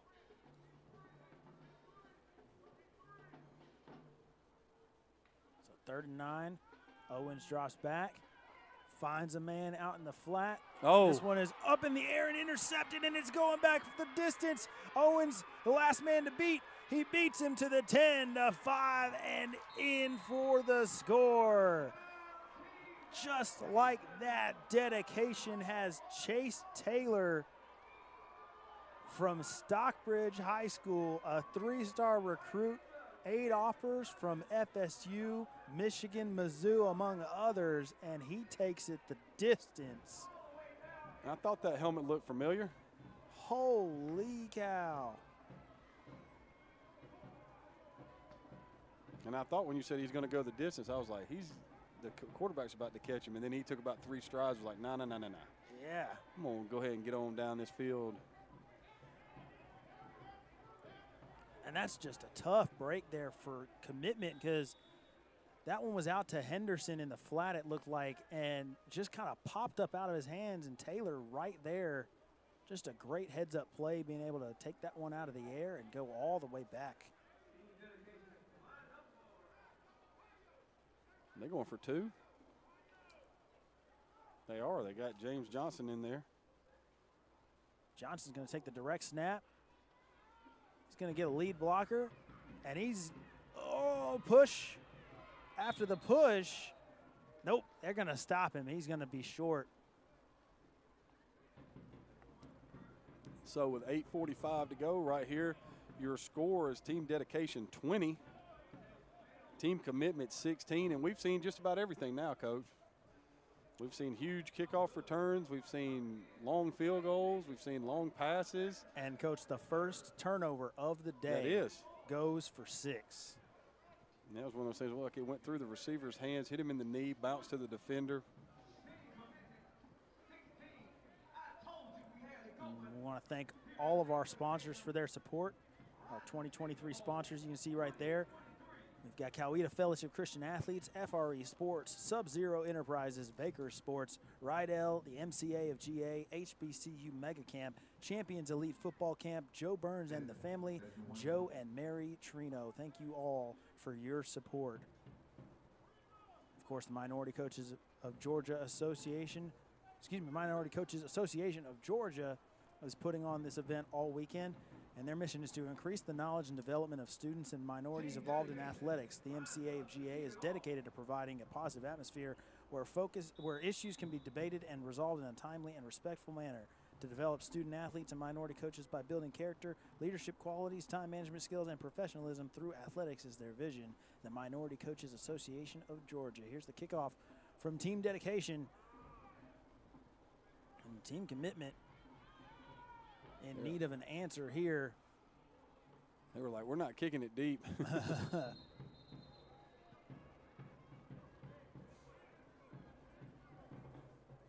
So it'll be 1st and 10 at the 40 right here for Team Commitment, coming back after the pick 6 changes the score right here. And you look like you had a chance to go up 23-14 right there, and now you get the ball back and you're down 20-16. So I'm guessing I know who's going to touch football right here. Gavin Owens back out. He's got Bo Walker with him in the backfield, 2-by-2 formation, or maybe trips. It is trips. Going to hand it off to Walker. Stumbles but stays on his feet.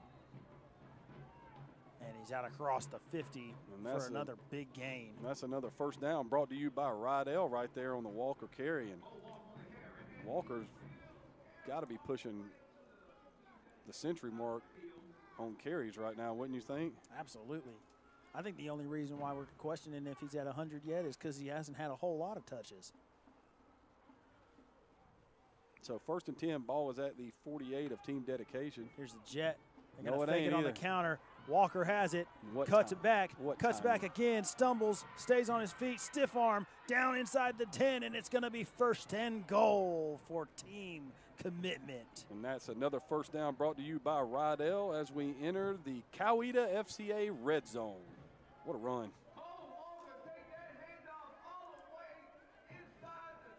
Listen, I know that this is an all-star game, and you have a lot of really good football players.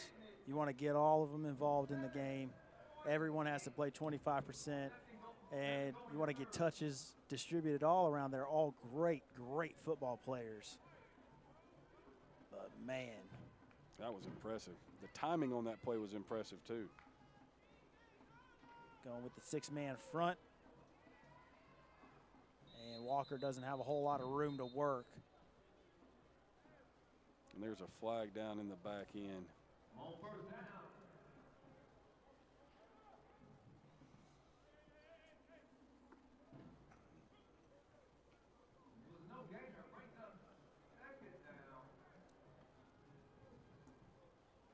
And Walker out of the game. They're going to wave the flag off.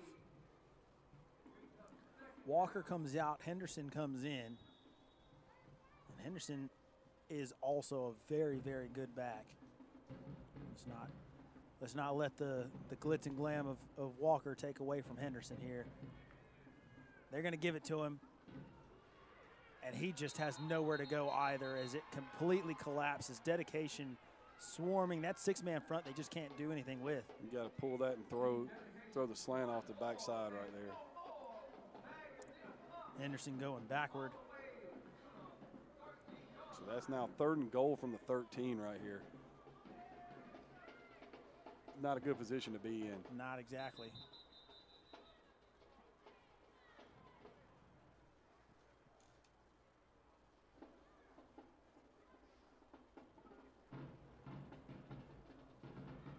And they're going to move this one up as it's an illegal substitution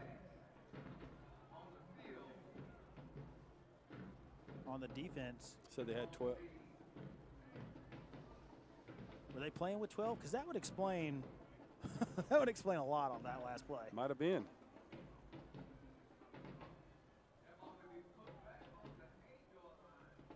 No, so it'll go back to 2nd down. It will, because they moved it up from the previous spot half the distance, and it's now at the 4.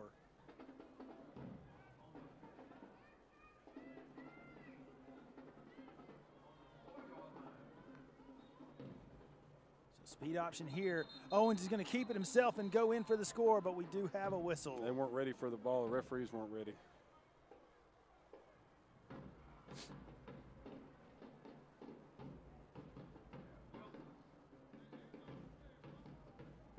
So they'll reset here. It'll be second and goal from the 4. Yep. Walker back in the backfield, and Owens. I don't know how much of that had to do with the whistle, but he walked in untouched. Faked that toss. They got an overload down here to this side. Here goes Walker, and he's in for the score. And finally, number 0 finds his way into the end zone. We were waiting for it all day, Coach, and he finally got in. And that is going to give Commitment the lead right back, 22-20 with the extra point on the way. And Fitzgerald is going to try and make this a 3-point game. I would think that the odds are pretty good that Fitzgerald makes this a 3-point game. I would agree with that.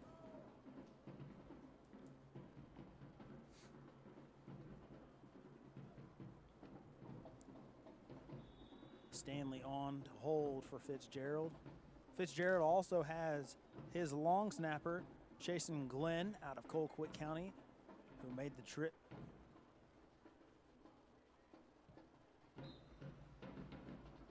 And Fitzgerald bangs it through. 23-20, Team Commitment leads. And you know, I bring up the long snapper because it can't be understated the importance of a good long snapper for the field goal operation. Absolutely. And punt operation. It's something that so often goes overlooked that, you know, especially in high school football, at higher levels, you know, the operation is such a routine thing that it's just understood, and it's kind of a taken for granted given. But you can see there on the Baker Sports drive summary, 4 plays, 2 first downs, 55 yards, all of them on the ground, and the touchdown on the legs of Bo Walker out of Cedar Grove High School. But no passes. And I mean, when you got a guy like that, why do you need to throw the ball? But yeah, it's a thing that's often overlooked. But you can have a good kicker and still not have a good field goal team. Yes. And ball's gonna bounce. That's a live ball scooped up behind the 5. And this is a flag is gonna go down, and James Johnson is doing everything he can do right there. It's hard to tell if this is a face mask or a block in the back, because there was a chance for about 3 or 4 things for there to be on that. And it is going to be blocking the back. So this is going to go from bad to worse for dedication. And they're start at the 5-yard line. They're going to be in the shadow of their own goalpost and have to work their way out. And, you know, if the tables are turned and it's Commitment working their way out, I'm not worried. I give it to Walker and let him go to work. But the Commitment defense has had has been really strong against the run of dedication all day. And so they're going to start off with it. Ball at the 8-yard line.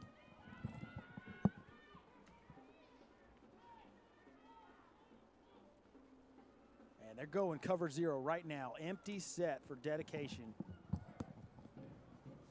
And it looks like Grimstead is going to make a check, comes back.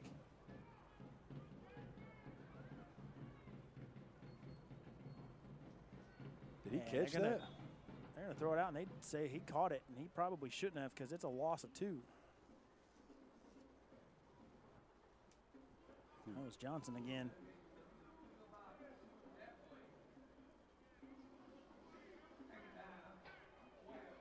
And if you're a defensive coach right now, if you're a defensive play caller, how badly are you, like, you're just gripping the table if you're in the booth. Why can't I blitz? Let me blitz. A quick adjustment on the D-line right into the running lane. And this one's going to go for about a yard. Handoff was to Johnson.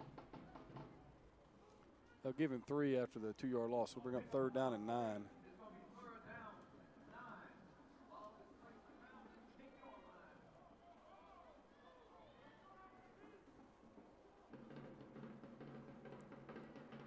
So big 3rd down play here.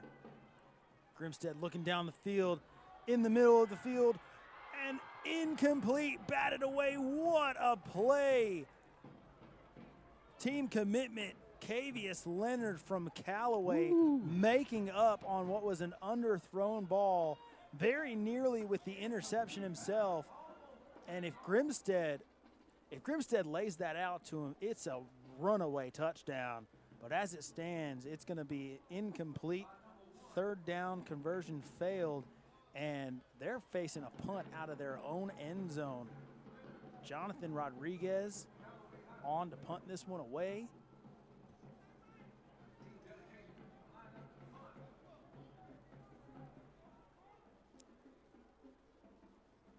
Ooh. And they're not supposed to rush the punt. And they ran into him. Absolute bomb. And it rolled. Oh my goodness! That Look is at a the roll bomb. inside the 20. But they rushed him, and it looked like they hit him. There's no way. They're going to get a first down here, Coach. There's no way.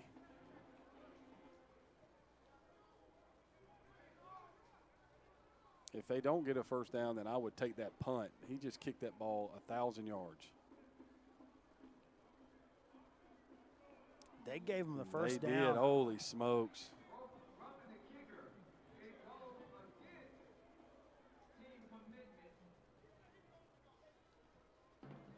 Well, you know, we talked about it at the beginning. The special teams penalties, in the rules, it's written that it's supposed to be a 15-yard penalty for illegal procedure if you do anything like rushing when you're not supposed to, yada, yada. And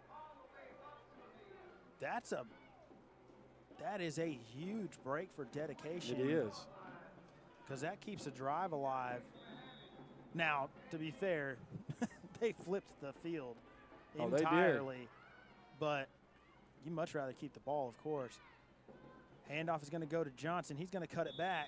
He's going to gain 4, and that was a heck of a run right there.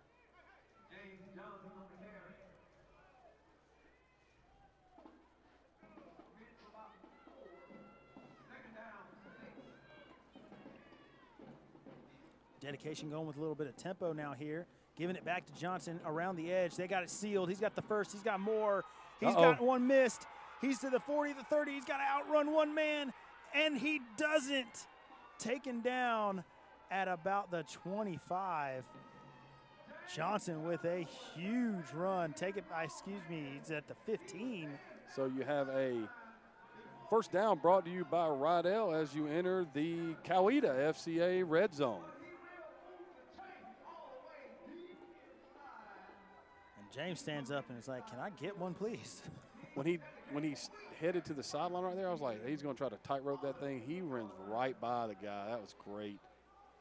And again, tempo here for dedication.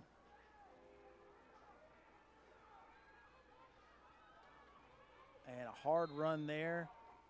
It's going to go pretty much nowhere, right back to the line. Michael Hasty, Johnson's teammate, is going to take the carry. I thought for a moment Grimstead was going to get out there and just I thought he was going to throw a block. And he just he got out there and he saw the size of these linebackers. He's like, you know what? I got another year of football ahead of me. I'm not going to endanger this right shoulder. Yeah.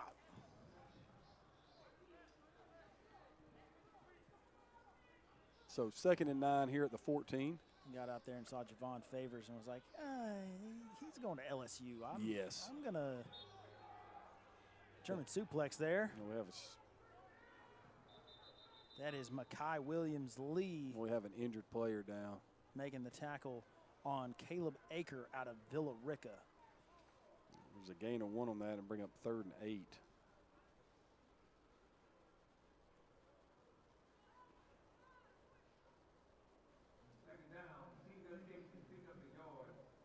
And again, we want to thank the sponsors for their support for 2023 here at the Rising Seniors Georgia Junior Bowl, as we have a team dedication player down, number 54, Kyler Smith from Coffee, one of the standout O-linemen for this line. But our sponsors, Coweta Fellowship Christian Athletes, FRE Sports, Sub-Zero Enterprises, Baker Sports, Rydell, MCAof GA, HBCU Mega Camp, Champions Elite Football Camp, Joe Burns and the family, and Joe and Mary Trino. Thank you all for your support. Again, we want to thank all of you for joining us here on the Score 58 Network. bringing you the Minority Coaches Association of Georgia Rising Seniors Georgia Junior Bowl Team Commitment versus Team Dedication. 23-20 Team Commitment leads, but Team Dedication is in the Coweta FCA red zone, threatening. And really good to see Kyler Smith come off the field under his own power. Coming off limping a little bit, but no assistance needed. That's always a good sign. Whether we're going to see him again in this one or not remains to be seen, but very, very good to see him come off on his own. So when we get back to action right here, it'll be 3rd down and 8. Be interesting to see what the play call is right here.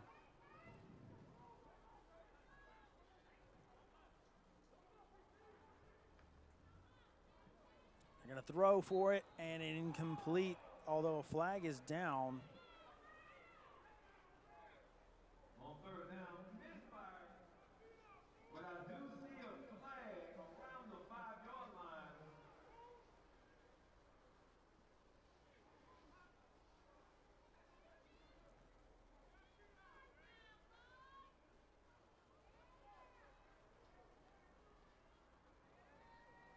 So it's either holding or pass interference. And it is against the defense. So it'll replay 3rd down right there. Pass interference. Is that not an automatic first? No, not when you're in a spot where the half the distance won't give you a 1st down. So, because it's not an automatic first. Mm-hmm. So now it's 3rd and 2. Grimstead with Gray in the backfield. In motion, handoff, and they're not going to get there. A great play on the perimeter by Team Commitment. That one was Braylon Jakes from Carver, Columbus, who they were trying to get to the edge. But the defensive end just got right upfield and stonewalled that one. So do you kick this one? Absolutely. They're not gonna, but I would. Although, to be fair, I don't think we've seen Rodriguez attempt a field goal yet. He's been pretty automatic for extra points, this isn't much longer than that, but at the weird angle. Keeper to First the down. 5, and Grimstead is going to have the first. Not where he spotted him, I don't think so.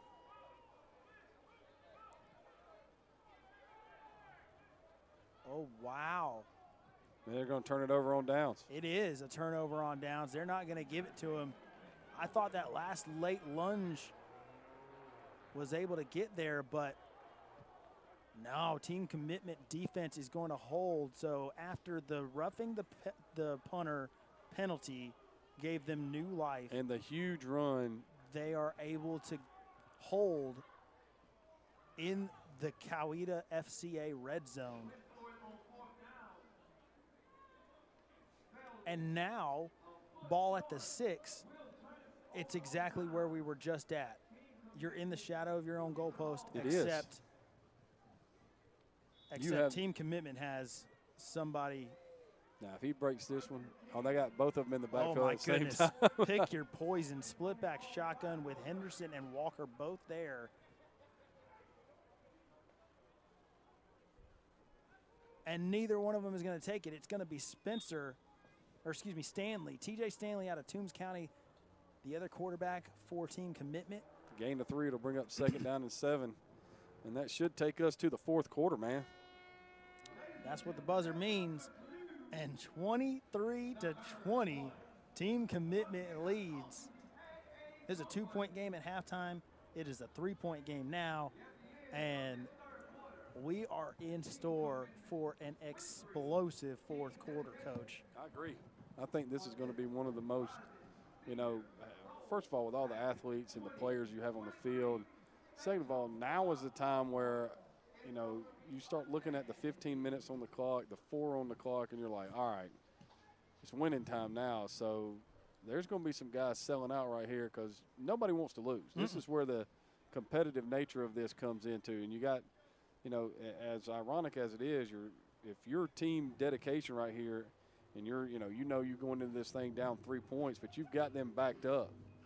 All right, now would be the time to get in here and start, rooting out plays and shedding blocks. And here is our Sub-Zero Enterprise game summary for the third quarter. And as you can see the stats right there, team commitment with 170 yards rushing, 67 passing for 237 overall. They do have the 1 turnover. All right, team dedication with 112 rushing, 76 passing for 188 totals, no turnover.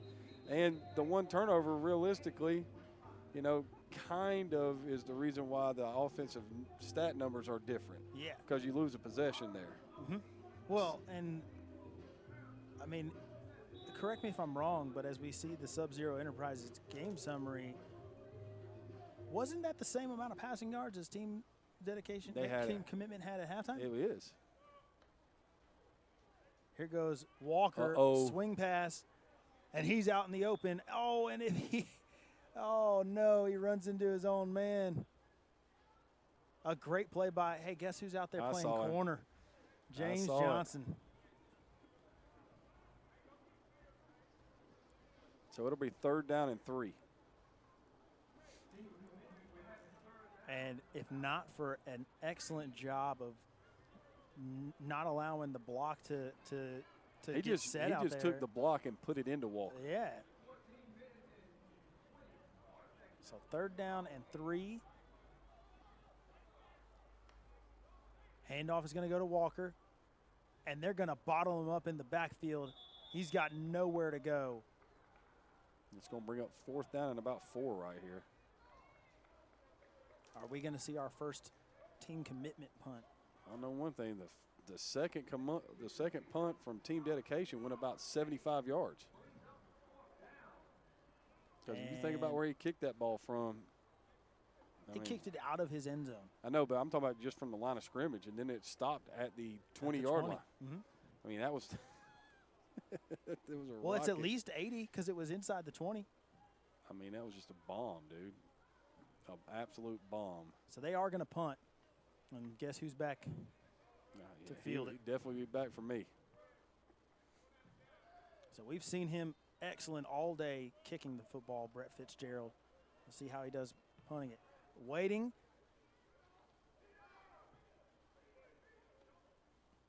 And that's not a bad punt at all. Now out of the end zone to the 50.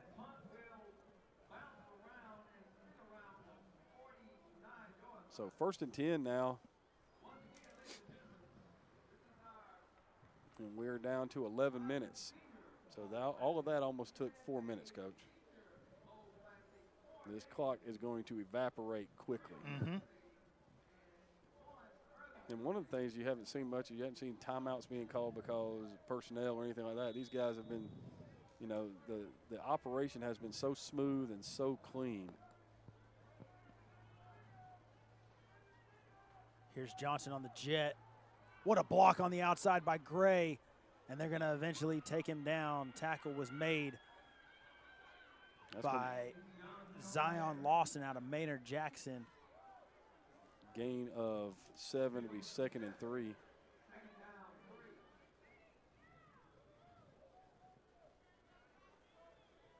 Coach, what a block by Gray out there. It was outstanding. Just get Johnson in motion. Get Gray out lead blocking. Tight trips bunch. They're going to give it to Gray. And he's going to get the first. It's another 1st down brought to you by Rydell.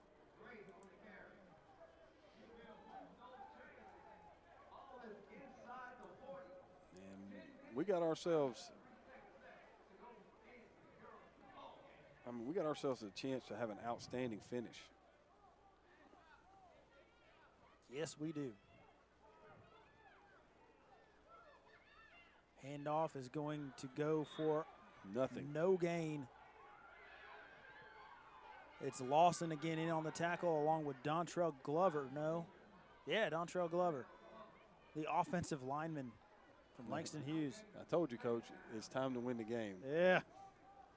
People had a game plan for the first 3 quarters, and then there was a 4th quarter game plan.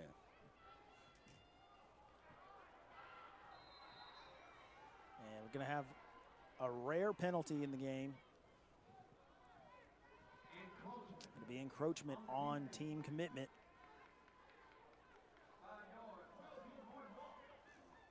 It's KJ Pope in the game, the quarterback for dedication. Going quickly, as they have all day. CJ Gray, rather. And he's going to be taken down. Number 23, Dylan Tarico out of Blessed Trinity blew that one up.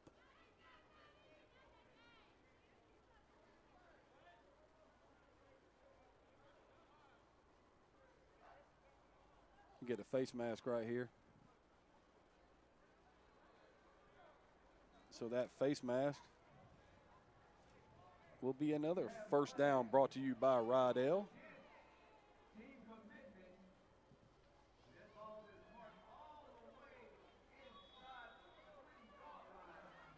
And we have entered the Coweta FCA red zone one more time. Team dedication, 1st and 10. Split back shotgun. CJ Gray and James Johnson together in the backfield. They're going to hand it off to Gray.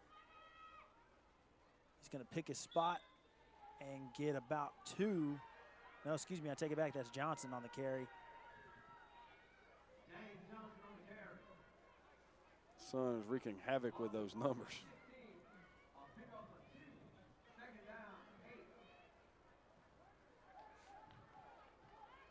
Gray comes out. Johnson stays in.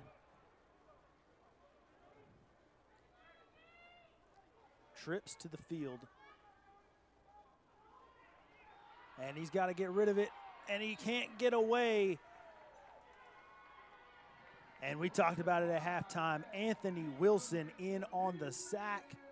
Anthony Wilson's had a heck of a game. That is an understatement, Coach. He's been all over the place for this team commitment defense and coming up huge right there immediately when they needed him.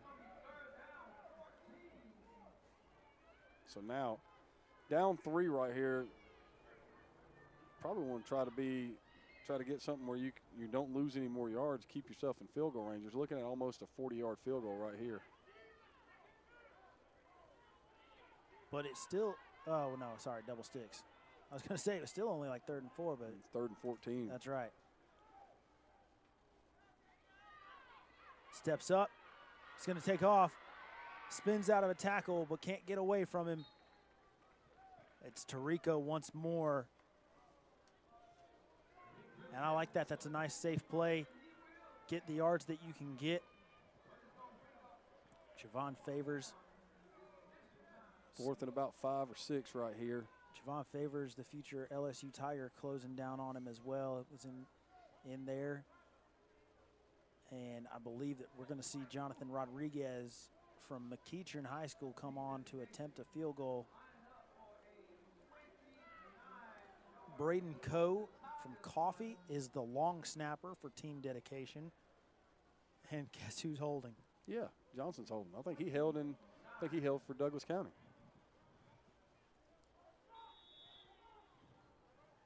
Yeah, they have James Johnson listed on dedication, calling the timeout here. That's their first of the half. And, Johnson is listed as a wide receiver on this roster. Mm-hmm. I don't think that that's correct. He is an athlete. I think that he should be listed as an FP, a football player. I want to thank everybody for joining us here as we're in the timeout. You are watching the Rising Seniors Georgia Junior Bowl, and you can see there the Sub-Zero Enterprises game summary for the first quarter. Commitment with a little bit of an edge. Then it's a bit more balanced going into halftime. I want you to pay attention to that 67 passing yards for Commitment and 138 total yards, but still 0 turnovers. Then at the end of the third quarter, we have our first turnover, but still 67 yards passing, but an explosion on the ground, mostly from Bo Walker. Yes. And it's 237 to 188 at the end of 3. Again, that's our Sub-Zero Enterprises game summary. Well, Commitment does have passing yards now. They do. They have about 4. 4 in the second half, so they're up at about 71 now? Yeah, and who did they throw it to? Walker. That's right. So field goal attempt right here. 29-yard attempt from the left hash.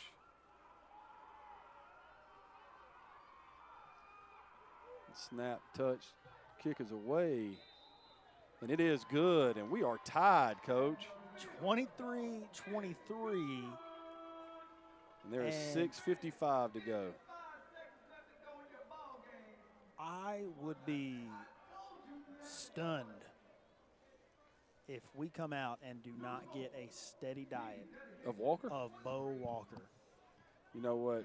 As funny as this sounds, they've been putting him in the backfield. You've had Walker in the backfield with Henderson. I would put Walker in the backfield on the short side of the field, have the receivers, you know, to the wide side of the field, send Walker in motion to the wide side of the field, fake the ball to Henderson, fake the bubble screen to Walker, and then throw the screen back to Henderson, who I just faked it to on the short side of the field. Of course you would do a double fake. Because everybody's going to follow zero when he goes in motion. Absolutely. 4 may be sitting all by himself on the short side and that backside flat. And there's the kick.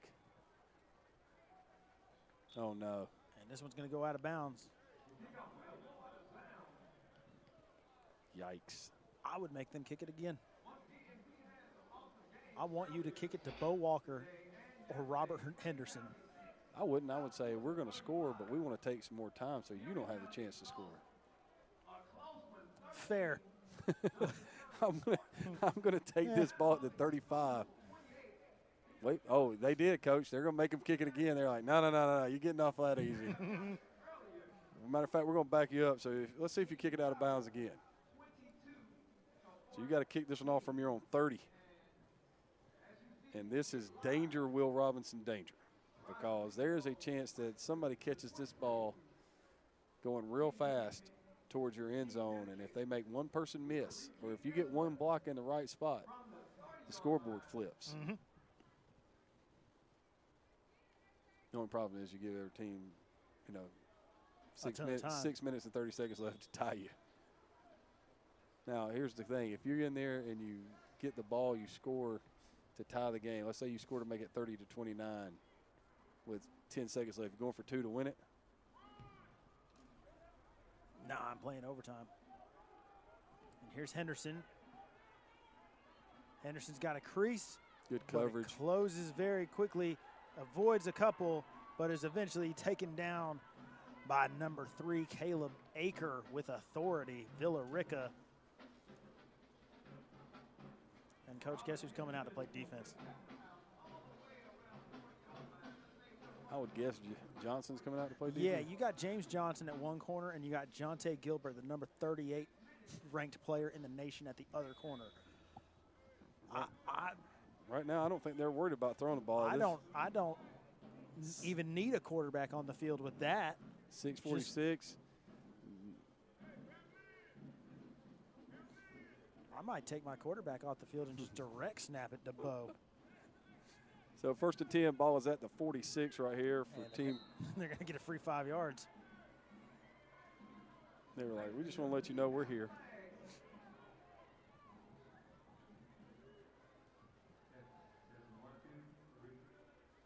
So 1st and 5. The worst down and distance in football.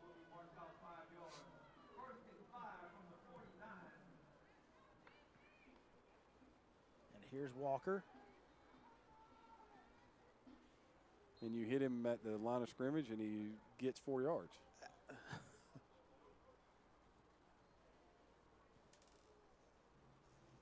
I mean, you know who he reminds me of running the football, and it's apropos considering where he's committed to go play college ball, is he looks like Nick Chubb running the football. Yes.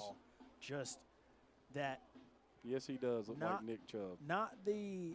Not the world-beating breakaway speed that you're going to outrun everyone in the world, but enough explosion that you're outrun most.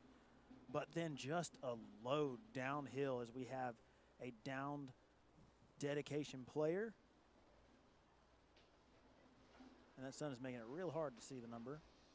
We'll try to get that to you.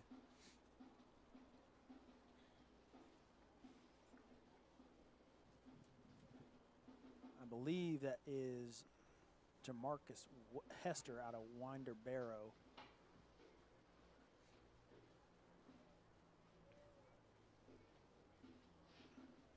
So it's going to be a second down and, what, 2, 1? 2nd and 1 is what I got. There's 5:52 to go on the clock right here. Looks like they're working on his ankle. Hopefully that's what it is.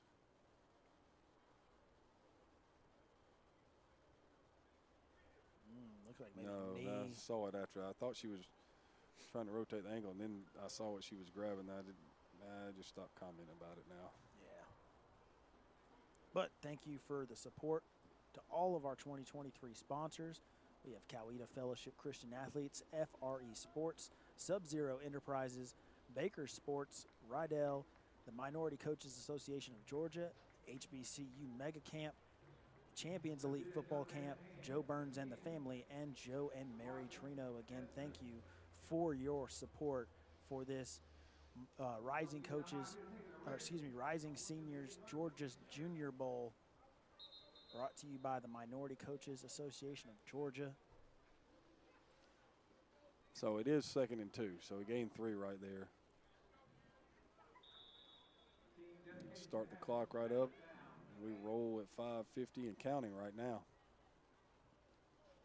So 2nd and 2, ball's at the 48 of Team Dedication. And here comes the counter, Coach.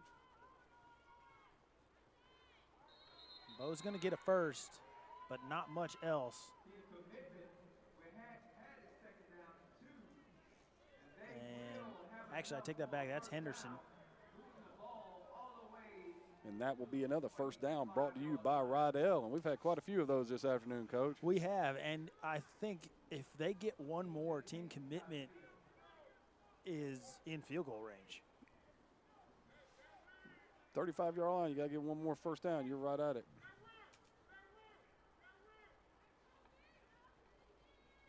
There's the counter. Henderson avoids in the backfield. Ball's Ball out. comes out. He's going to scoop his own fumble and get another 5 yards. What a play by Henderson to avoid in the backfield. The ball came out. What a play there from the linebacker. Didn't quite see who that was, but got the hand in from the ground and just popped it out. And Team Commitment gets themselves a first down, and very fortunate for it to bounce right back up to Henderson. So But that first down is going to put them in field goal range right away. Yep. And that first down is brought to you by Rydell, and it moves it up to the 28-yard line right here of Team Dedication. Going to go counter once again. Henderson's going nowhere. Nice play right there in the backfield by big number 72. My goodness. Kevin Wynn from Greene County, a 4-star prospect, 13 offers, among them Bama, UGA, and FSU. And it's easy to see right there why he is so highly touted. So 2nd and 10. And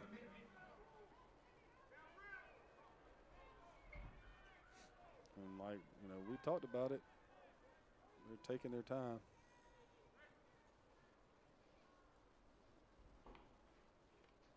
Pop pass.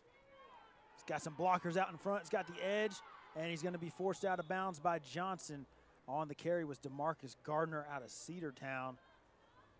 It's going to be short of a first down. It'll be 3rd down and about 3, but also crucially, it's going to stop the clock.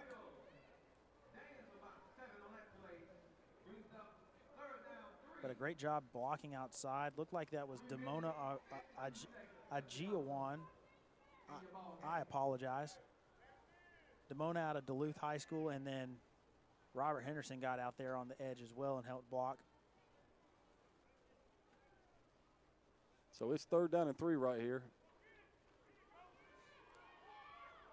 And there's Bo just doing work. And Walker gets you another first down by Rydell. And they move into the Coweta FCA red zone.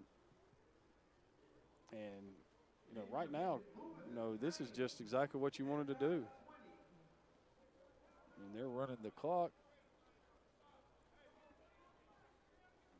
Team dedication has 2 timeouts left. And when do you start thinking about taking those timeouts, Coach? The bad part about it is that with only 2 of them left, you got to be real, you got to understand when to take them, because if you don't, they could run the clock all the way down, kick a field goal, and getting one more first down right here is kind of going to be rough for you.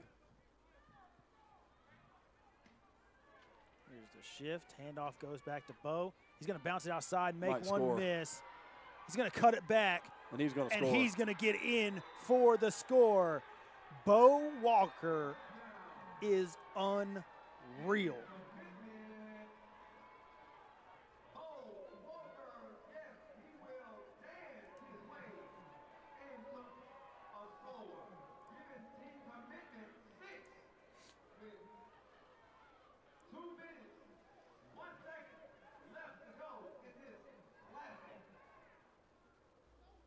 Coach, 24/7 Sports has him listed as a 3-star recruit.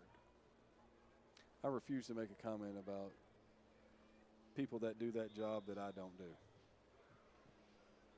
I will tell you that he definitely looks the part of somebody that can play on Saturday. I also know that at one point in time, Calvin Johnson was not a 5-star receiver. Fitzgerald is on for the kick, and that one is good. I had a coach that I used to work with as this one goes to 30-23 in favor of team commitment, and you see the Baker Sports drive summary: 7 plays, 3 first downs, 51 yards, 44 of them on the ground, a single pass for 7 yards, and a touchdown. Once again, Bo Walker in the end zone. And coach I worked with won a state title, coached for many, many years. We were talking about recruiting and all that kind of stuff. We had a real good linebacker that we had that year, and we talked about it, and he said, I always feel like with recruiting, it feels like such a game, but I look at it and I say, I haven't seen all the linebackers in the state, but I've seen mine, and you show me a better linebacker than mine, and that's a kid I want to watch play because I got a pretty darn good one. And so I would say that about Bo Walker right now. Hey, he may be 3 stars according to whatever your metrics are, but you find me a better running back than Bo Walker, and he's definitely that's fun a to guy watch. That's a running back I want to watch play. So they're going to kick this thing off. We're going to kick this thing off from the right hash right here. We watched a lot of football so far this weekend, Coach, We have. And it's not over yet. it's not, but I think across 5 games, Bo Walker might be the best football player we've seen all weekend. Although James Johnson is going to make a case for himself as he breaks to the 40, the 50, the 45 tight ropes and is just pushed out at the last moment. I feel like James might have heard me on that one all the way up there in Atlanta and said, I got something to say about that. Both of these guys are worth the price of admission. And since our price of admission today was $0, we're getting a treat. Mm-hmm.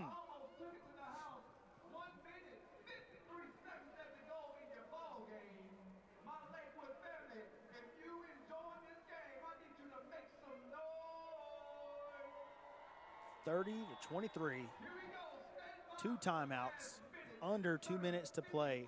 All-star game. Nick Grimstead, the quarterback, James Johnson, the running back, an all-star line, all-star receivers, all-star defense. This is what you want to see. Ooh. Gain of 5 right there for Johnson. Thrown down by Ladarian Williams from, guess where? Douglas County. Douglas County. Teammates during the regular season. Hey, we don't get to hit you in practice, so guess what? Here's the handoff to James, and he's going nowhere. He's going to lose 4, and it's going to make it 3rd and 9. And it's Mekhi Williams-Lee once again out of Lakeside. He's been in there a number of times today, and he is feeling it. He's making his presence known, and dedication has it right here. This is it. James Johnson out of the game. I don't know if I would do that on Might be this tired. 3rd down. Yeah. I mean, I would be. He just ran a kickoff back for about 60 yards, and there's a timeout. And I think that's a good timeout because James Johnson's a guy you got to have on the field for this third down, Coach. 3rd down and 9 after the loss. There's a minute and 2 seconds left. So, you know, it's 3rd and 9. You know that if you don't get it on this down, you're going for it anyway. You got 1 timeout left. You know, the whole playbook is open right here. Yep. You know, they've had some success, you know, throwing deep in-breaking routes. They did in the first half. They've had some that were close to being completed. This might be a chance right here to take a shot on that, you know, seam route somewhere right in there, something quick off the line. Because I don't really think you're going to get where you want to running the football right here on this, but it might be a jet play right here. Yeah, and a name that we haven't called a whole lot for team commitment because the whole defense has just been playing really well. But I would keep my eyes on number 3 in blue, silver helmet, Javon Favors out of Manchester. He's going to be playing ball at LSU in a couple of years. You can see him out here, the overhang player, the linebacker. They're going to throw it the other way, and it's out of bounds. I think the snap came before the quarterback was ready. I think the snap came before the quarterback was ready. He caught the ball and looked at the center like, what are you doing? Nobody moved. And that is a critical mistake at a time where you cannot have it. So now it's 4th and 9.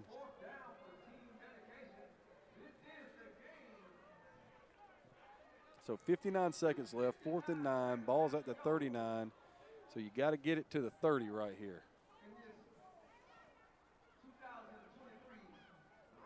There's Favors here down the overhang linebacker. You've got Anthony Wilson in the middle. Motion, running with the motion. They're going to screen Tunnel backside. screen, got him. Johnson's got the first, and then some down at the 25. What a play call for team dedication. That's a great call. Got to go.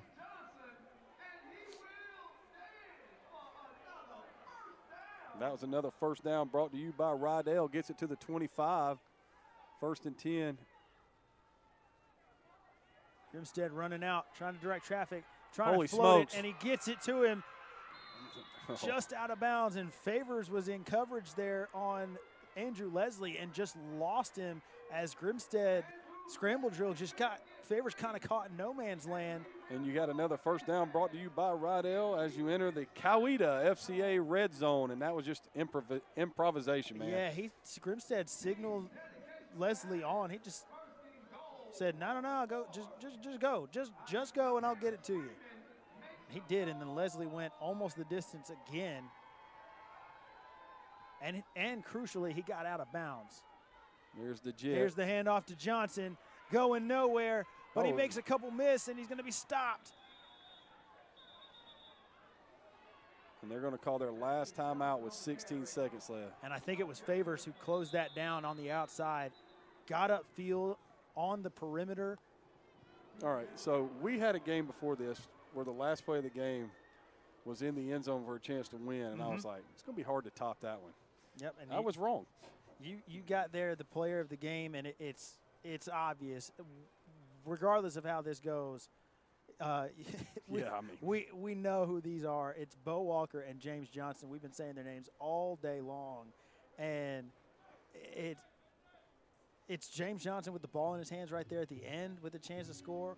Bo Walker was the one that put him up for commitment to take the lead, and man, I would be shocked if this goes anywhere but in the hands of number 5 for team dedication. All right, so here's my question to you again. Do you go for 2? I got a feeling they're going to score right here. There's 16 seconds left. It's 30-20. Second and goal. So you got, as long as you don't get tackled inbounds, not in the end zone, you're going to get a couple more plays. You know what I'm saying? Mm-hmm. Timeout. And here comes commitment with the timeouts. That's a good timeout. It is. That's a really good Let them come timeout. out, see what their formation is, see what they're going to be in, and then let's call our timeout. This has been an outstanding event. This has been a lot of fun. I mean, Last year's was good. I didn't think that we could top it, and this is even better, Coach. I've enjoyed it. Not so much just because, I get to talk about football all day, but this has been outstanding from the jump. The organization, the pace, the tempo. We played 4 15-minute quarters, and we're sitting here with a 7-point game, ball at the 5 for the opportunity to have a tying game or a fantastic finish. So. Well, and not only that, but also a really clean game. Very few penalties in this one. It's a really well called game by the officials as well. I think that they've called the game really well. And here we go. Johnson in motion. A lot of eye candy rolling out right as Grimstead. He's going to look at the back of the end zone and skip it in. It's incomplete. Favors with pressure. That was a great job. They tried to draw everybody to Johnson on the motion, roll away from him. I thought he was going to run it. Got 11 seconds left. It's 3rd and goal.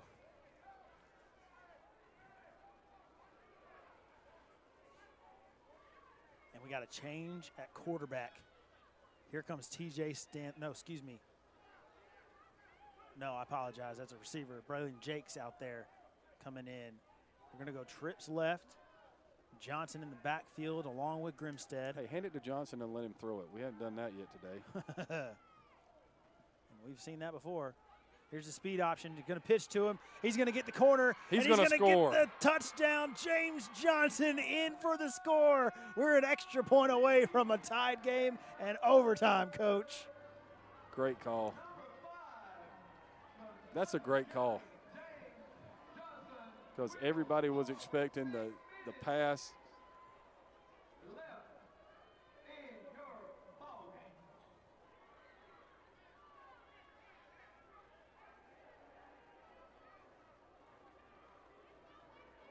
Coach, they're going for 2. We'll see.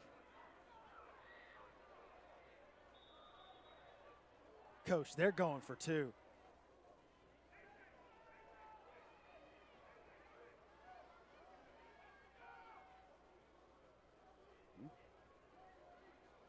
That's what I would do. They're going for 2, and they're going to direct snap this thing to Michael Hasty. They ran this earlier, and I don't think it's They direct snapped it to Johnson. He didn't get there. And what a play by the defense of Team Commitment.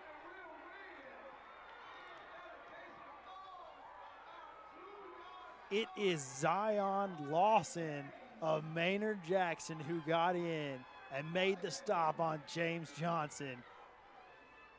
And I would have lost the bet because I would have said they were lined up and ran this from the 2-point conversion play earlier. He's going to – and they're going to go ahead and let the clock run out and let that be game. Wow. Rightfully so. I think that's how you got to end it. 30-29. What a game, Coach. Came down to that 2-pointer. And the defense of Team Commitment for all the flash. You see the Baker Sports drive summary. 8 plays on the drive, Coach. 40 yards, 6 on the ground for the score. 34 through the air. And, man, you had 1 Rydell first down. And then the 2-point conversion. Team Commitment for the flash of Bo Walker and James Johnson offensively. It's the defense of Team Commitment that steps up and makes the biggest stop of the day on the 2-point conversion. Wow. 290 to 244. Just an pretty darn even. Oh, just an outstanding event, man. Just a great day of football. They got the Sub-Zero Enterprises game summary right there, the end of the game. We want to thank everybody for joining us here on the Score 58 Network, for your support, the sponsors, Coweta Fellowship Christian Athletes, FRE Sports, Sub-Zero Enterprises, Baker Sports, Rydell, the Minority Coaches Association of Georgia, the HBCU Mega Camp, Champions Elite Football Camp, Joe Burns and the family, Joe and Mary Trino, and of course, again, the Minority Coaches Association of Georgia putting this game on and this whole event on this whole weekend. 5 outstanding games, some exceptional football players on the field at Lakewood Stadium. Man, Coach, I mean, you couldn't ask for anything better than that. That was great. I want to run through a brick wall right now. That was got me It just fired sounds like you're doing it for free, gentlemen. I don't want to go buy. I want to sell you a car right now because I mean I feel like that was great. That was Gentlemen, great. It was. Y'all did a great job calling it, but most importantly, we appreciate everybody on site. That's a list of individuals: Robert Reed, Joey Russo, Bobby Bryant, Nate Robinson, Jennifer Colbert. And did I forget somebody? Robert Reed. You got Robert. I had Robert. Okay. If I forgot you, it's just because I'm tired. But Raven was there for a second. Buchanan. We got Maya producing. We've got Alex Schaefer and Craig Chapman on the call. I'm Bo McMichael here on the Score 58 Network. We're so glad that you were able to spend some time with us over the past 2 days. Take care out there in this crazy world. Great job, team commitment, team dedication. A great way to end 2024. Everybody have a happy new year. Be safe out there. Enjoy yourselves. We'll be back here live on Score 58 Network next week, so make sure you tune in. But thank you so much for the Minority Coaches Association. Be safe. Take care. Happy New Year.